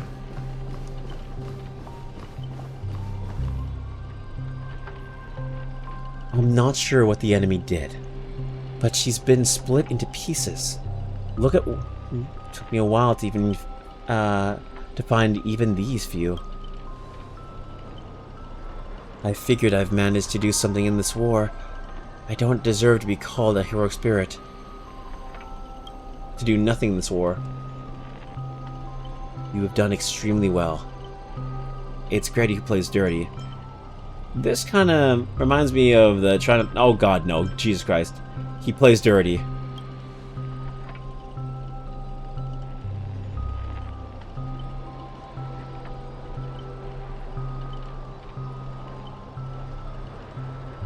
Love using your little harmony tricks on me, huh? Then I'll scatter your singer across my nightmare park and see who's helping you to get out of here. Please don't be sad because of us. Oh. Please don't be sad because of us. You've already done your best. Just like an iris by the riverside. Call it what you want. She's still too weak. No need to sugarcoat it. That old fool. Once I find that darn Odie. Oh, that old fool. Once I find that darn Odie or Odie, I'm gonna tear his pluff ball and stomp it. I'm gonna tear his pluff ball and stomp it on the ground. Scholar Robin. Judging from what I can tell, splitting us up like this was probably an act of revenge. But our minds naturally try to reconnect. Theoretically, if we can reunite all the Miis, we can summon the Aeon of Harmony. We can combine. You can combine into a giant robot. You'll go back to normal. You'll combine to a giant robot. Give me a break. Are there no functioning adults around here? I'm sorry, it was just a fun option. Sometimes you gotta make a joke, man. The correct answer is... Oh, the correct answer is... You'll merge back into her original form. That is, if you survive the curses from the devils. Then let's get going. Wait, Wait, are you really planning to drag all these dead weights with you while you fight? Heads up, I don't have the action part of Robin with me. I only think I don't know. So what part do you not have? BRB, making food? You make some food, Jojo. You have yourself a wonderful snack. Let's see.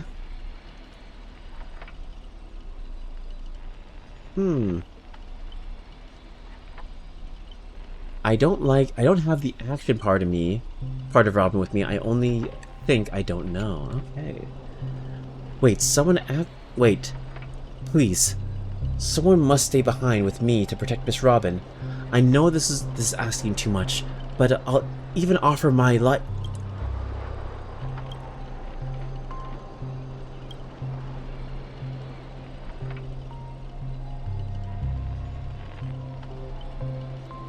Victory gained through coercion. Coercion is a disgrace to any warrior. Miss Robin is our ally. Protecting her is only right.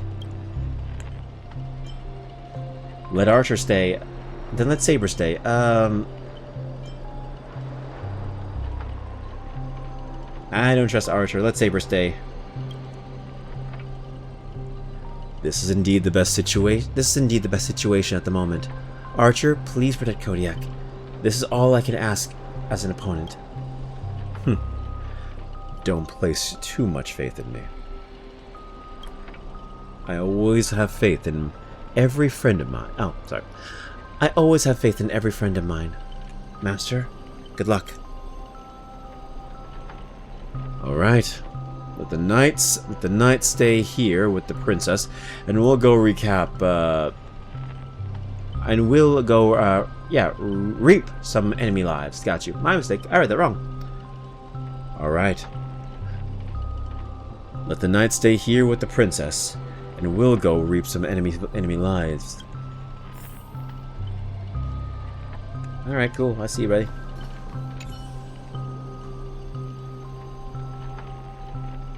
Robins cast their blessing filled gaze your way. None that you can actually see their gaze. Alright. Ribbit, evil spirit! Why do you despise humans so? Is there not a single ounce of love or compassion in your heart, Ribbit?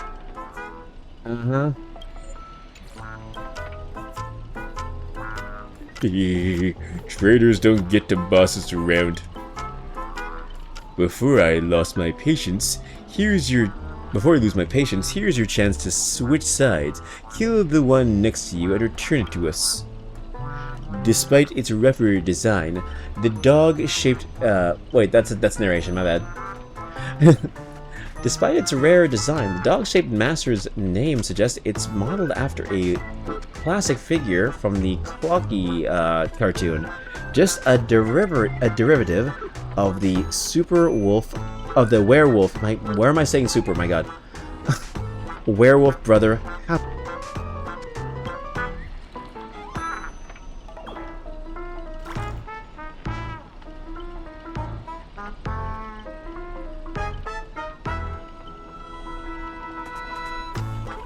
Stop pushing yourself. Stop pushing yourself, Mr. Scott. Its target is me. You don't have to throw yourself away for nothing. If I back down now, I'd be the same as all the other Scots. So, if you want to hurt Miss Robin, you'll have to walk over my dead body, Ribbit. Oh, that can be arranged. The nightmare is terrifying. What do you even do with justice? Are your eyes playing tricks on me? Old foe, you've arrived just in time. Help me! Together we can crush this blasted evil spirit! Doesn't matter if you want to punish me later or demand an explanation. As long as Miss Robin is safe, you can do whatever you want with me, Ribbit. Interesting. 1 or 2, it makes no difference. You'll get stuck in an endless cycle of suffering and plays Lone Wolf Brothers curse for the next billion years. The Wolf brothers let out a very satisfied Such chit-chat time is the most terrifying torment in all of Penacone. Yes, it is. With a blinding flash, your body stinks. Oh, shrinks, not stinks. I'm not stinky. With a blinding flash, your body shrinks, and you're forced into the outline of Brother Hanu. Now you'll know the horror of being trapped in Hanu's adventure for life.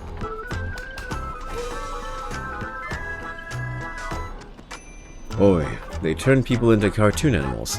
Is this some magecraft from the age of the ancient Greek gods?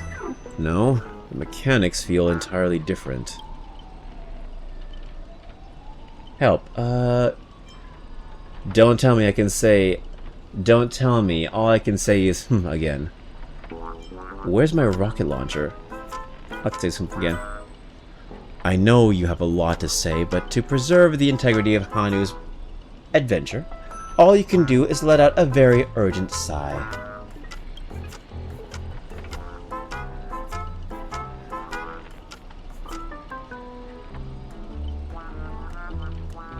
They even lost the ability to speak rationally. Maybe I should just leave him. It's not like he was the one. It's not like he was all that helpful anyway. You let out a terrified so you can understand the so you can understand that. Guess I can't just leave him. Can you make sense of what he's saying? Of course! Brother Hanu says he's gonna punch the evil right out in the face. Ribbit?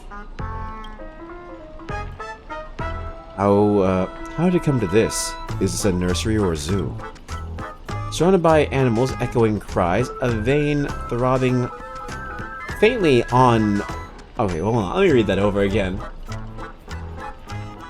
Ikemen voice. Hello, Reed. Sarah says hi. Hi, Sarah. Hi, Sarah. I will do the Ikemen voice. Thank you. Alright, then let me get that going for you. Alright, where's my timer? Where's the time? You bitch, where's the timer? Hold on. It might be... Let me see. Finish. Display. There it is. Perfect. Alright then, so it's going to be... Ikemen for 10 minutes. Ikemen voice. I did not spell voice correctly. Spell voice correctly now. For 10 minutes.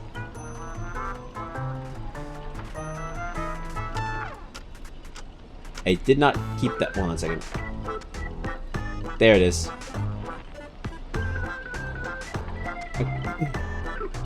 I mean. There it is. There we are. Alright then. Surrounded by animal echoing cries, a vein throbbed faintly on Archer's temple. It was the worst mental trauma he'd suffered since the Holy Grail War began. Oh, there it is. You really want to tell Archer you need a Hanu TV to return to normal. Maybe you should look around for clues. I love a big, hard clue. Let's see here now. Oh, it's a big, shiny TV. Let me jump into it Super Mario 64 style. Think you can turn back using a TV? The Lone Wolf Brothers already smashed every Hanu TV in the theme park ahead of time. What is there? Wait, what is there? Something weird about this TV? What? Is there something weird about this TV? Or is it part of the solution to the curse? Let out a confirming let out a dejected let a confusing Clinging to the smallest of hopes, you glance at Scott, as bright as a righteous TV, a sexy TV. All he can offer isn't anything but help. Maybe it's just your imagination, but his expression seems 30% smug, 70% mocking. The lash out kicking Scott in frustration. I like those percentages. Ribbit. Right. Alright. Let's do this.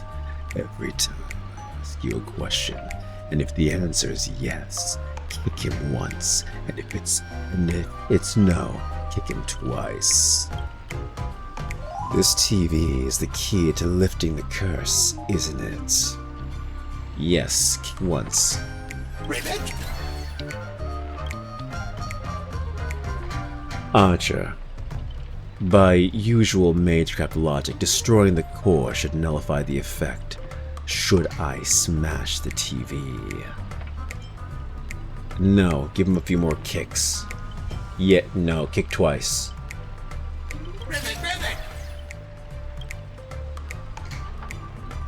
Then let's think in reverse. You want me to repair this machine, or resolve it, or restore it to its original state, right? Yes, go crazy. Why are you riveting? Ooh, that was a weird sound. What the fuck? the fuck was that? Time to end this. Trace on. Back to normal. Oh yes. I love normalcy. I am a normie, didn't you know? Impossible. You actually found a way to break the curse. That's cheating. Doesn't count. I demand a rematch. You think you'll get a second chance with the same trick? Looks like I won't have to step in after all.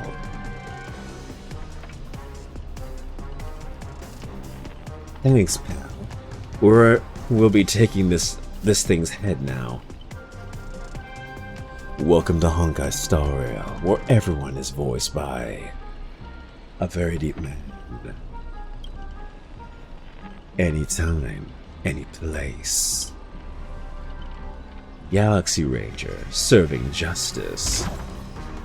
Die, you son of a fork. Long time no see, though it's only been a little while. Ever since ever since that shirt head sucked me into the TV, I've been lost in the hotel, sending my greetings to all the other little fudge pies along the way. Just a little side note. Oh, sorry. That's, I'm still in the Ikemen voice, so everyone has to be sexy. Just a moment ago, the whole space cracked and collapsed. When I regained my footing, bam, there was Miss Robin right next to me. Didn't expect it, but the girl's got a bit of that ranger vibe to her. By the way, what's that fudging thing raised by the nose walker? The nose walker next to you? A prisoner. Ribbit. Here comes a hero of justice, Ribbit! Huh. Alright, let's get down to business. To defeat the Hun. Did they send me daughters when I asked for sons? Depending on how this goes, I'll decide how hard to beat you up. About Scott or of justice.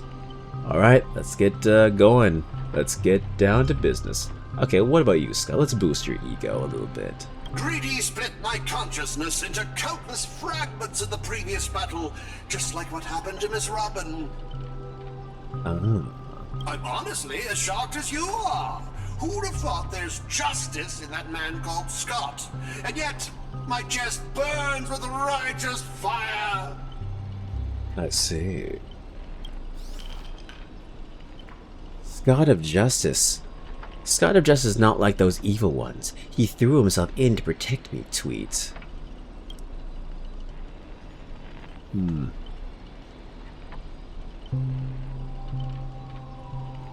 You trust this son of a nosewalker? Might as well believe I'm a general of the Lao Fu. No offense, but making someone like me turn over a new leaf is like asking the Antimatter Legion to plant trees in the kingdom of Banitry. I completely agree. We can't afford the risk. If the enemy cursed him or turned him into some kind of special familiar, Then I thought, what if this is all part of Scott's plan? What if the evil side of him is lying in wait within me, ready to spring to action at any moment? I highly doubt that. I want to go with you to save the other Miss Robins, and I also need someone to kill me if Scott ever takes over my body. Oh, I volunteer as tribute. Oh, I didn't read what I said. Keep your act up. Let's see if I fall for it. You know what? Good enough. I mean, I didn't do that by accident, because everything is a happy accident, or some shit like that. I don't know. I'm just talking sexy for the sake of talking sexy. Let's not be too hard on him. But I like being hard on him. I'm so sorry. We don't have time to waste. As the old saying goes, every trotter deserves a second cookie, and every dog has his day, you filthy animal.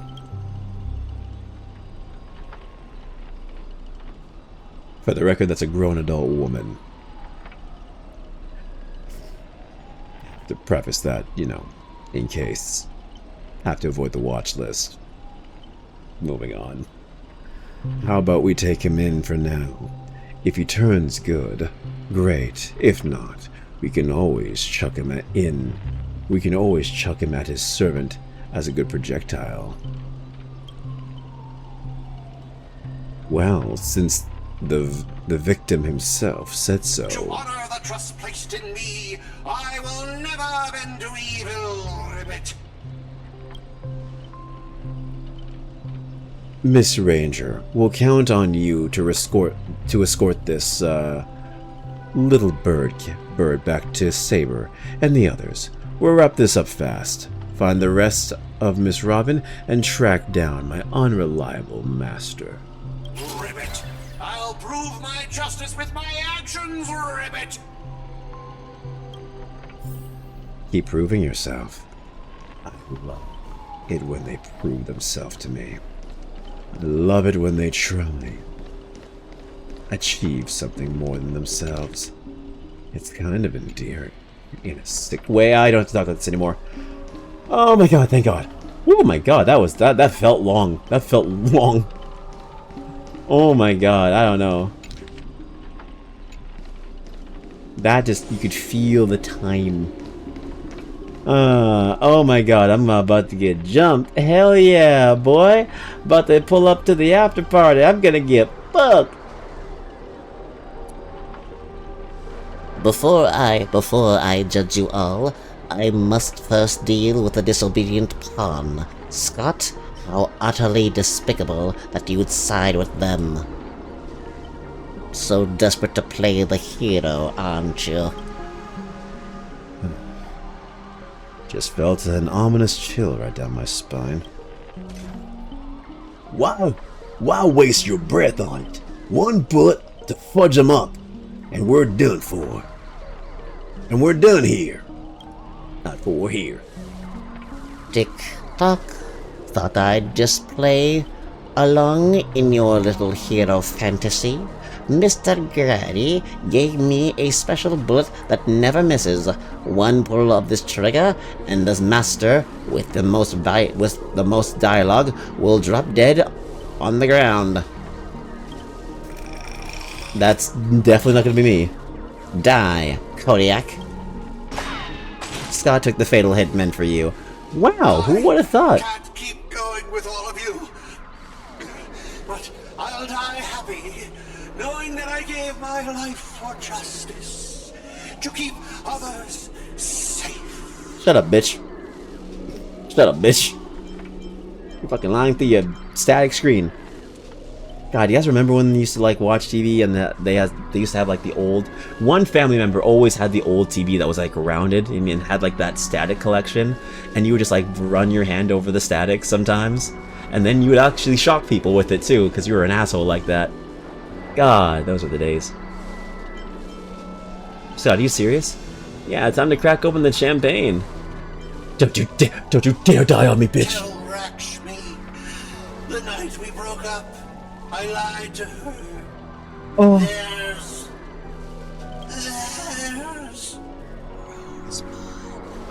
There's no such thing as a Scott of justice. Oh, you really are just that douche. Hello, Ogorish. Hello. Hope you're doing good. I am doing well. I'm doing well. Thank you. How you doing? We are probably going to wrap up fairly soon. Probably gonna go for like maybe 15 more minutes, and then after that I'm gonna call it. But yeah, thank you so much for stopping by. That justice is a part of the name. It doesn't mean anything. What do you think? How would you rate this shocking reveal, Ribbit? Not really surprised at all. I'm glad you took the fatal hit. I worked so hard to lead them into the trap, and now you're shooting me in the butt.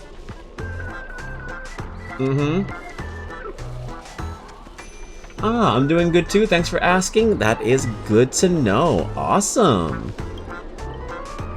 Yeah, we're just, doing our Honkai Star Rail catch-up. We actually spent majority of the stream just talking and reacting to Sonic and Chaotix case files. So, yeah. Next time we play this game, we'll definitely give it more time. But time got away from me. I don't know, I just like talking to you guys. Penacony profanity. If you weren't the scene-stealing self hadn't blocked that bullet, old Clocky would have eliminated Kodiak already. Who are you to have the audacity to act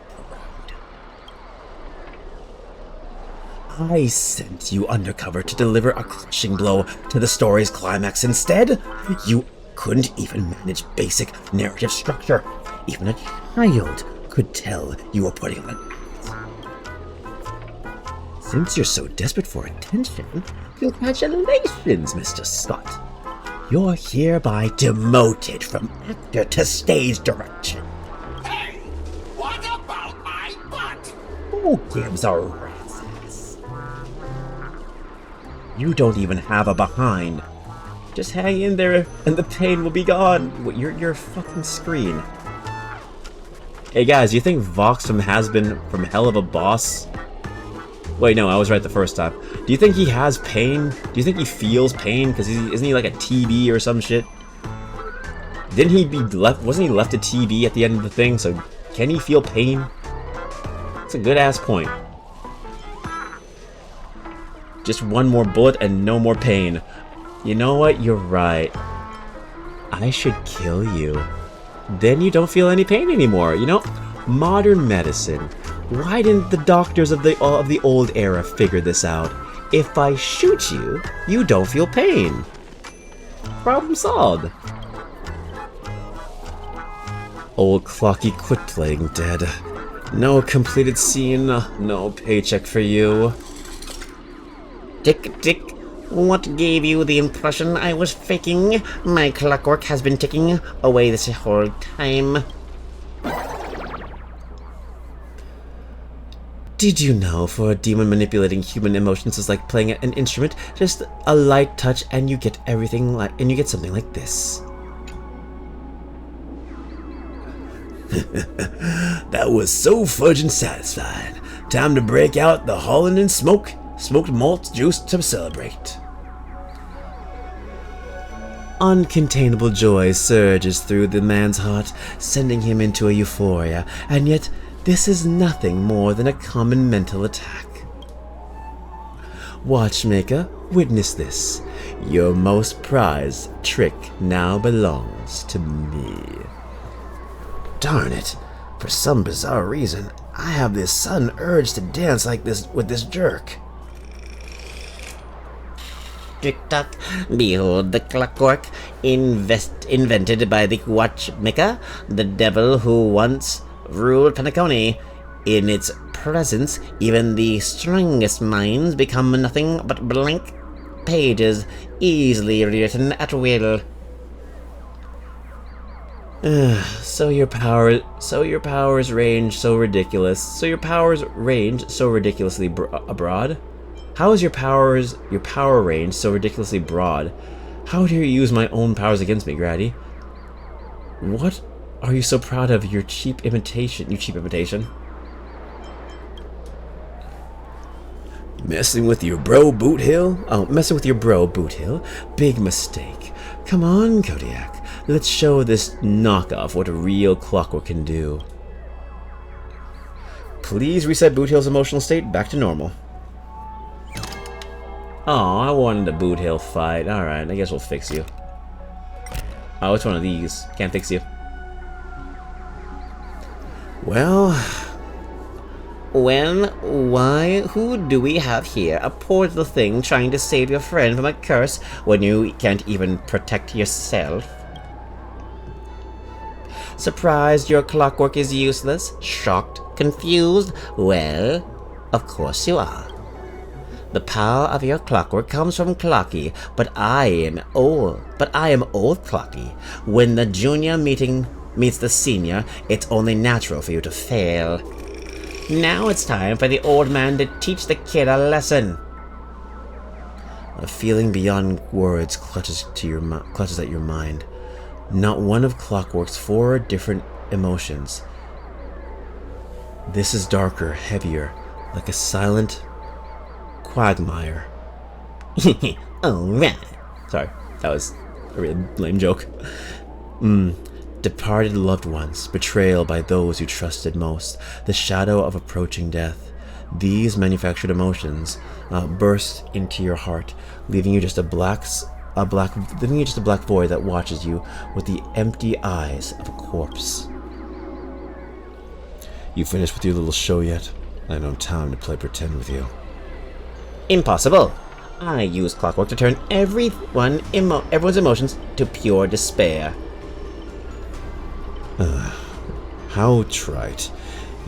Your dialogue is straight from Villains 101. These pathetic attempts at manipulation are less effective than vultures squawking over a corpse. What took you so long? Was that whole silent badass act really necessary? Was it your magic resistance that blocked the mental attack? Have you figured out the enemy's weak spot yet? Slacking off will cost you your performance review. Did you find the weak spot? Yep. Besides his emotion manipulating powers, this guy's nothing but walking weak points. I wanted to see how deep this monster's hell could go in this strange universe of yours, but it seems your world still has hope and a future after all. Despair. Oh. Was that Archer that said that? Yeah, it was. I had to make sure. Despair? Please. I've witnessed enough scenes of despair to submerge this entire playground of nightmare. I've seen corpses hanging from gallows that stretch like endless forests. I've witnessed the charred remains after doomsday battles, where people became nothing more than ravenous beasts devouring each other. Just who in the world are you? A hard-working guardian, admittedly somewhat of a workaholic. I've seen far too many forms of despair, but to break me, your fake illusions don't even come close. For a second I thought he was Dante. Hey, this ain't a funny haha pizza man game. No, unfortunately that game is over. Unfortunately.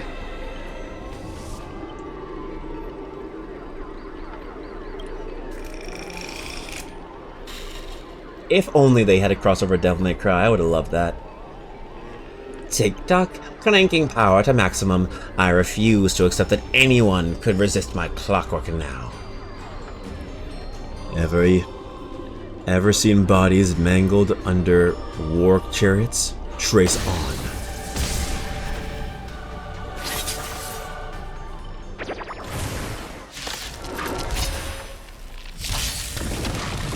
Let's try it this other way. That anyone could resist my clock power. Yes, your massive clock. I choose you. You have such a massive clock read. This is permanent. Too bad it's always hitting midnight because you got erectional dysfunction. Oh wait, no, that'd be hitting 6 o'clock. Never mind. Midnight means it's always rising. Never mind. Fuck, I ruined my joke. Fuck, never mind. Look at the funny game. Look at the animations. Look, it's pretty. Distraction. Dangles keys. Dangle, dangle. Shakes keys. Dangle, dangle. Alright, so when the game finally gives me a chance to leave, we will be wrapping it up for the night, I will say.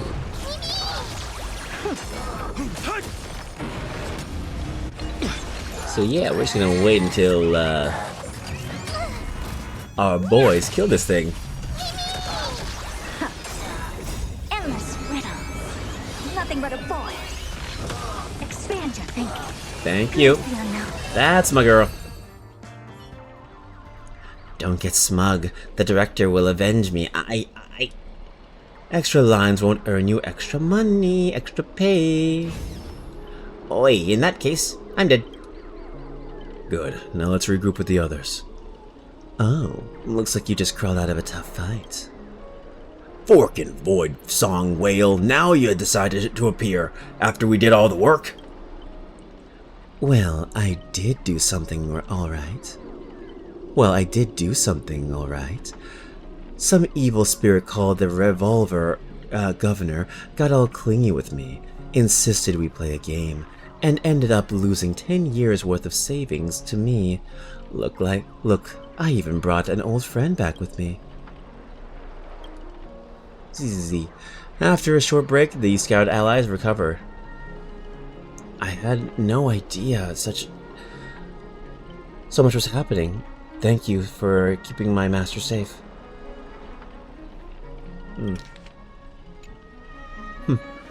I just don't want to give Grady the satisfaction. Let's save the thanks for later. Didn't that girl say it was if we brought all her spirits, her split selves together, she could return to normal? I propose this theory, assuming none of Robin's would be in defect status. There's a dissonance in the melody. Despair. You old clocky. Dang it. Grady, what foul language are you having me use? Anyway, the emotion affecting the last master hasn't disappeared despite the enemy's demise. Are you saying Robin can't come back? Sunday will absolutely kill me for dead. Kill me dead. Wouldn't 7 of her be more powerful anyway? Well, 7 will have me for dead, but yeah, wouldn't it be okay to have 7 of them? Oh, both are good answers. Eeny, meeny, miny, mo. This one. My resonance isn't nearly as powerful as Miss Robin's, but it's enough to clear this minor dissonance. Master, please stay quiet and don't disturb my melody. Ignore whatever you see. These are just my internal thoughts and won't hurt anyone else. Now, rebuild a melody that's truly your own. Thank you everyone for your help. Without you, I would have definitely been fudging. Sorry. Seems the consciousness splitting effects haven't completely worn off. Or fudged. Please, everyone please, come closer. I've decided this film's melody, with a few adjustments, we should break free from Grandy's noble phantasm. Ah, okay. She found out how to get out of here. Cool. Master, you gave me the chance to join the Holy Grail War, and I saved you once in return. We're now square. What a pleasant surprise! Old friend, have you finally understood what it is that can truly grant your wish? Who it is that can grant your wish? The evil spirit must still be affecting you. Let me tune you properly. Master, you're far too kind. With no interest in the Holy Grail, that's why I must pursue this path myself. Mr. Odie is a businessman, though. Through and through, his price will be astronomically high. And? Would you really betray your friends just to let me win the Holy Grail War? Here's some advice while I'm still here. Use a command spell and kill me. Just like that. Just like all those others who toyed with my fate. If this is beyond you, Miss Robin, then we must part ways here. If this is a declaration of war, since you're no longer Miss Robin's servant, I have no reason to have a potential enemy walk away. I can tell you're still hesitating. Before I draw my blade, there's still time to change your mind. Everyone, aren't you forgetting something? I'm still here! My old friend has finally found her path in fulfilling her wish. Now I won't let anyone block her way. You want to escape my noble phantasm? Then I'll just have to add some extra excitement. The second screening has ended. See you in the final nightmare. Goodbye, Master. May your kindness never meet betrayal.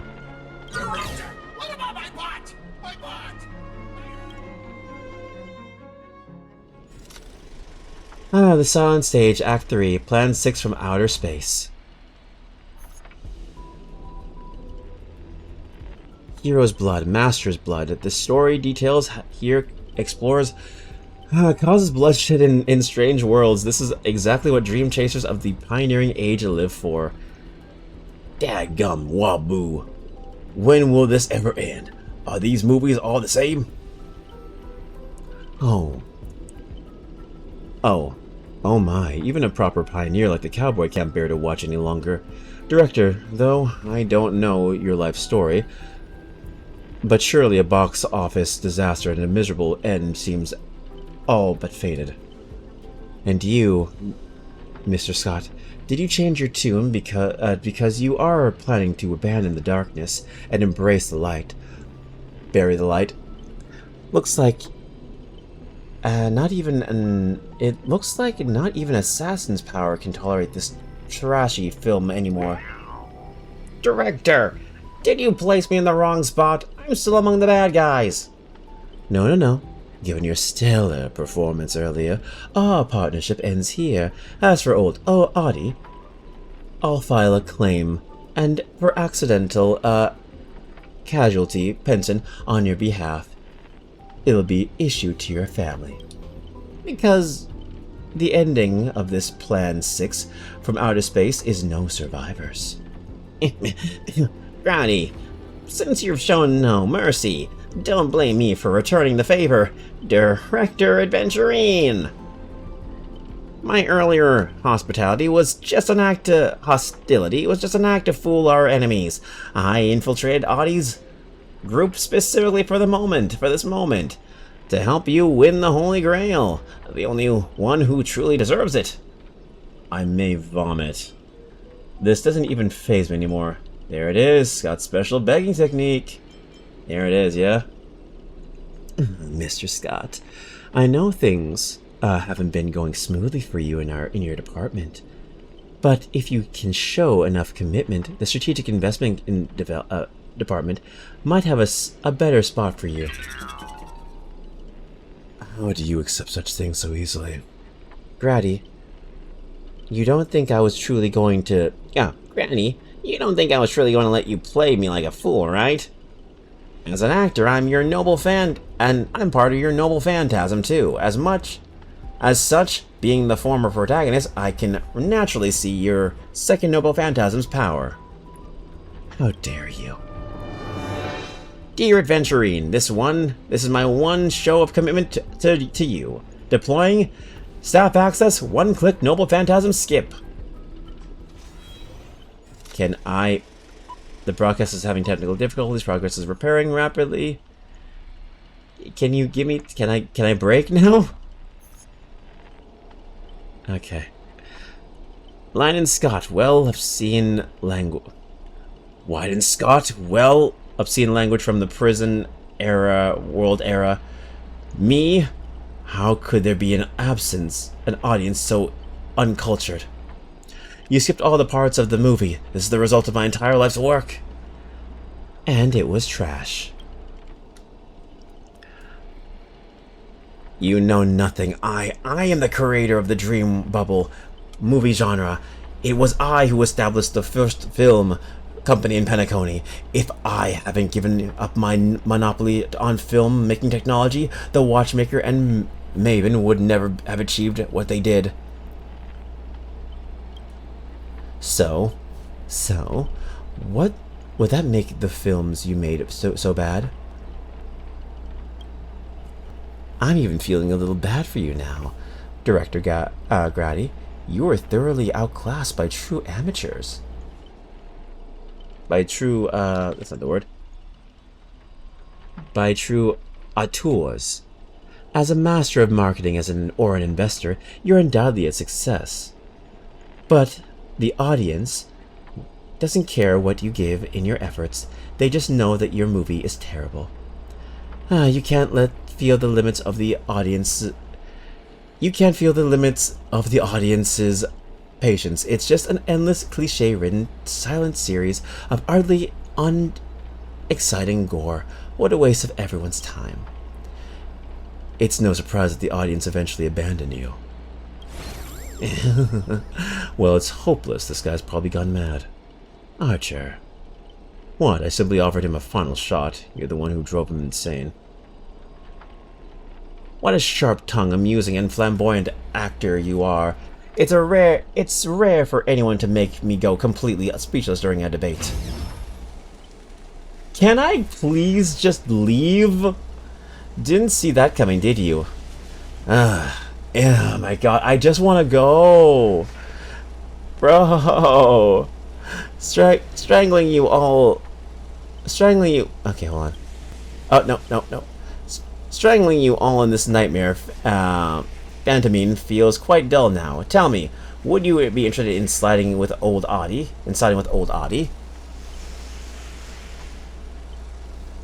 What are you yapping about this time? Trying to drive a wedge? If we join forces, we could sweep the rest of these opponents off the board in an instant. Surely a senior executive of the strategic investment department who understands investments better than anyone would make the right choice. Wouldn't you agree, Mr. Adventurine? This is very wordy. You seem particularly obsessed with me, Director. Is it because I am an auteur film critic? Repeatedly tore apart your masterpiece? Of course, it's because you're the cleverest one here, most aware of the fact that despite your apparent power, none of you have actually escaped my bound field. For someone like you, betrayal is always an option, considering not an immortal absolute. Someone like me. You may be a terrible filmmaker, but you're not bad at reading people. Forkley, you're not seriously. A good businessman always evaluates a situation and adjusts their stance for better investment. I'm tired of this endless farce. Eliminating this many competitors at once is quite profitable. Venturing, you're double-crossing me? I thought you didn't care about the Holy Grail. Apologies, Kodiak. I wasn't being honest. Great. I love flexible actors like you. Now let me show you my goodwill. Let's move to the next scene. Your caliber deserves a much bigger stage. The Golden Keeper. Okay, I'm going to see if I can get out of this. Because this is going on forever. As my servant, you'll come with me, right?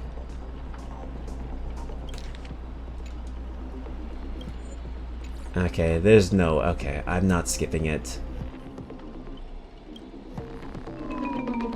Taking orders from the hack like Grady? Seriously? Makes sense compared to this lot. You and Grady are clearly cut from the same money-grubbing cloth. What's wrong with being a little underhanded if we can win? You're actually pledging yourself to Grady? Adventuring, did you really turn on us? This is going to be way tougher than Scott was. Totally misjudged you. Guess I'll need to use an extra fudging bullet on this guy. No, it shouldn't be. It should be my sword that delivers the final blow to the enemy commander.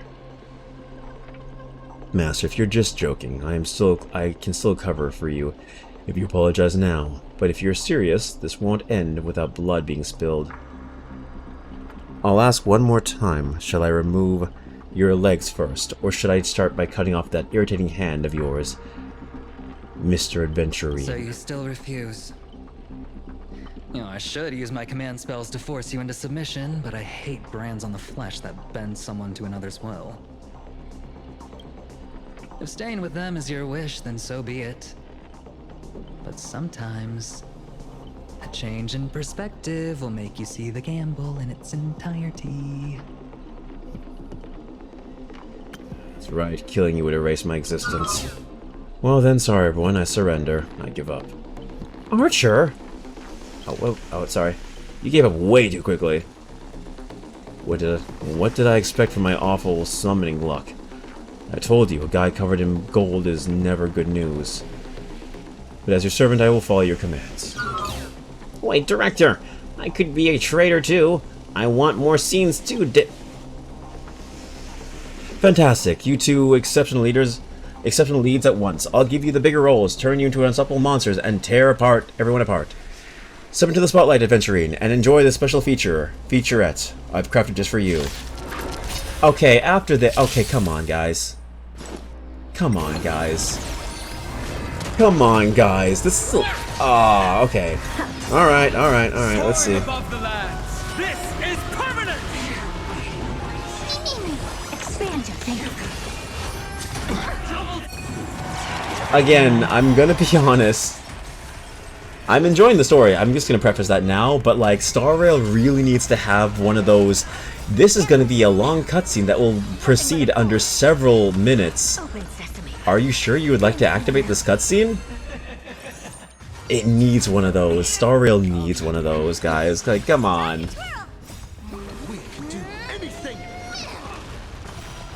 It just needs a simple, like, hey, this is gonna take, like, multiple, like, portions of your time. Are you sure you want to continue? It's like, yeah, sure. Or no, this is gonna take a lot of time.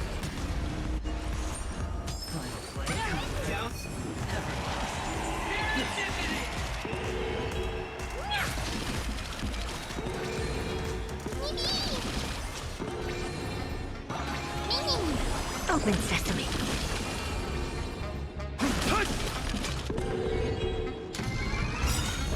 It's all or nothing! Endless riddles. Nothing but a void. Okay. This big diamond, it's all yours. We can do anything! Expand your thinking. Watch it grow. Time to twirl. Soaring above the lands. This is permanent!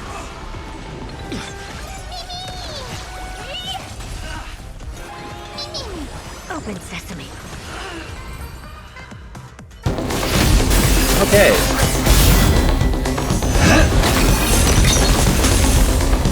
Are you seeing the enemy's position now, Archer? Now it's time to put an end to this!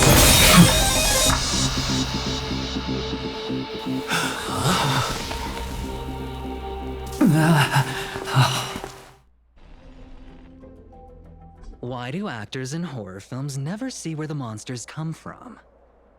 Why do monsters keep popping into the frame as long as the film is rolling? It's because the true monster is born beyond the set. The director's lens is the real cradle of terrors. Your presence concealment skill is simply a manifestation of the theatrical rule that characters in the story cannot see the cinematographer filming behind the lens. But monsters are different. They are the soul of horror films, the focus of the lens. Their line of sight is always fixed on the camera's position. That's why only Scott, the man playing the monster, can see you. You win. I concede. Having the devil lurking behind the lens and getting real monsters to step into the theater. That was my finest offline marketing campaign ever. Who'd have thought that someone could still see through my tricks hundreds of years in the future? How did you do it, friend? Did I never mention it to you? Well, I am your fan, Mr. Greedy. I reserve judgment on your film taste. No wonder you know his film so well. Wait, weren't you the one who roasted him so hard director before? of flops from centuries ago, catching the eye of a big shot from the strategic investment department. Thanks for the compliment, but that was a pretty bad lie from you. Oh, have more confidence in yourself, Mr. Greedy. After I stumbled upon your first movie, curiosity led me to dig through the archives of Greedy films. Now, you had each moviegoer sign a death and liability release waiver before entering the theater, and you released Memory Zone memes into the theater at intermission. Oh, these interactive marketing tactics were way ahead of their time. You could smell out exact market demands and deliver maximum impact with minimal resources. Oh, had we met back then, I would have made sure to secure a spot for you in the marketing department. I know, Jojo, I know. I know. I'd rather not be recognized for those achievements. You could have been rolling in riches. But you poured everything into filmmaking to create something you loved. You're a director worthy of respect for that alone. But what you've done is unforgivable. The watchmaker said almost the same thing to me. Thank you for the back then. hydrate. But like I said, I concede. I have no talent and can't create true art. Thank you, thank you. Come to terms with that after dying. Then could you tell us old Odie's plan? If he truly wanted to achieve his wish, he could have easily hired a few masters to stage out a variety show with a rigged outcome. But he deliberately gathered a group of uncontrollable individuals to participate in a Holy Grail war that might never even happen. Mr. Odie gave me a backup plan before I came here. When I lose, I'm to humbly admit defeat and invite everyone to the Grand Theater. Mr. Odie and the Holy Grail will be waiting for you there. You'll hear all the answers from him. Alright, I think this might be the And final you, cutscene. my fan, this little behind the scenes is just for you. I believe the reason Mr. Odie reached out to you all is simple. You'll bring in higher ratings for this show. Let me leak. How do you trust what Gravely There's said? nowhere in Panic-Oni more fitting for a grand finale than the Grand Theater. Oh, Mr. Boothill. Why are you looking at me like that? Didn't expect someone like you to be that Fudger's fan. You could say my master's taste is as tricky as his outfit. Well, instead of calling me master, a word that brings back dead class structures, I prefer you address me as Mr. Aventurine. See, Red Guy? Those business crooks are all the same. They take everything you throw at them, and insulting them's like punching a cotton fluff ball. Ain't no fun at all. Then I'll graciously comply, Mr. Adventurine. As for the final showdown at the theater, I'm sure that Mr. Odie, whatever, has already prepared the battleground for us. With the Holy Grail in his possession, he'll be far more difficult opponent than Grady. A siege and warriors assembled to storm the walls. Now this is starting to feel like a real war. I'm going with you. It doesn't matter whether Miss Snowd is now friend or foe. I will bring her back. The princess rescue mission is on. Time to gang up on the old man. Make Audie pay for our emotional damage. Emotional damage! Taking it. Come to think of it, wasn't there someone else not far away? He is slowly slipping away with his hushed steps. Oh, by the way, I think I forgot to ask. Mr. Boothill, do you know which department Scott's from? Adventuring flashed a grim, more sinister than the devil's own, his lips barely moving as he silently mouthed the name of that department. The cowboy let out a hearty laugh, cracking his knuckles with a sharp snap, a wicked smirk spreading across his face as he strode towards Scott. You hear a cry straight out of the cartoon over the top, full of flair and surprisingly heartfelt, and so you just know for a fact that Scott won't be getting out of the hospital bed anytime soon. But have faith in the medical advances of the cosmic age. No, Scott was irreversibly harmed in the Holy Grail War, especially not in the dream. Now, that's more like it. Let's move out. Can we? Let's move out. Give me a moment. Holy shit, I could have fucked myself real bad with that. A great comedy, okay. We're finally free. Okay. Alright, well, I went longer than I was supposed to. But hey, balances out the yapping. Why not? We'll go with that. We'll go with that. I'm gonna send it. Okay, guys. Okay. Okay. Again, Star Rail. I love Star Rail. It's a good game, but boy howdy does it's one of those games where you gotta give it your time. Yep, yes, I know. I yapped for like 2.5 hours? So yeah, it balances out. 2.5 hours of yapping, 2.5 hours of game. Oh my god. Oh my god. I am crazy. I don't know how I managed this. Anyway, as you can tell, I was getting tired near the end because it is getting late for me, and I did want to go earlier, but you know, it is what it is. It is what it is, guys. I appreciate you all who are here and who are still chilling with me. I appreciate you all so much. I am going to send you guys off to summon for the night quickly. I know who I want to raid. I know who I want to raid. I know who I want to raid. I am going to raid. Is he going to be ending soon? No, he is not. He's suffering still. Perfect. Perfecto. Good. We're sending y'all into Crash Star VT. Friend of the channel. Great guy. Suffering currently. He's going to be just as pissed off as you would be, because he's fighting the final boss of Mighty Number 9. So that's going to be a great place to send you all off to tonight. I'm going to let you guys know what's going to be happening this week. Fuck it Thursday. I have no idea what I'm going to be streaming on Thursday, but I will be streaming on Thursday. There will not be a SMT Saturday on Saturday because I have a wedding to go to, so I will be gone that day.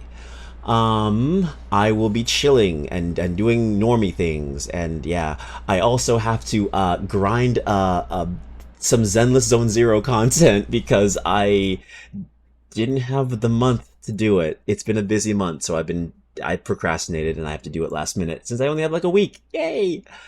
But yeah, that's not for you to worry yourself about. That's for me to worry about. Thank you so much for dropping that raid alert, Jojo. Let me guys give you your thank you since I gave you guys the heads up for what's happening this week. All right. But yeah, we'll see what happens. Anyway, thank you so much to Ogreish for being here. Thank you to LEVM. Thank you to Reed. Thank you to Katsu. Thank you to Kylie. Thank you to Escape. Thank you to Jojo for being an amazing mod as always. Thank you to Kurunos.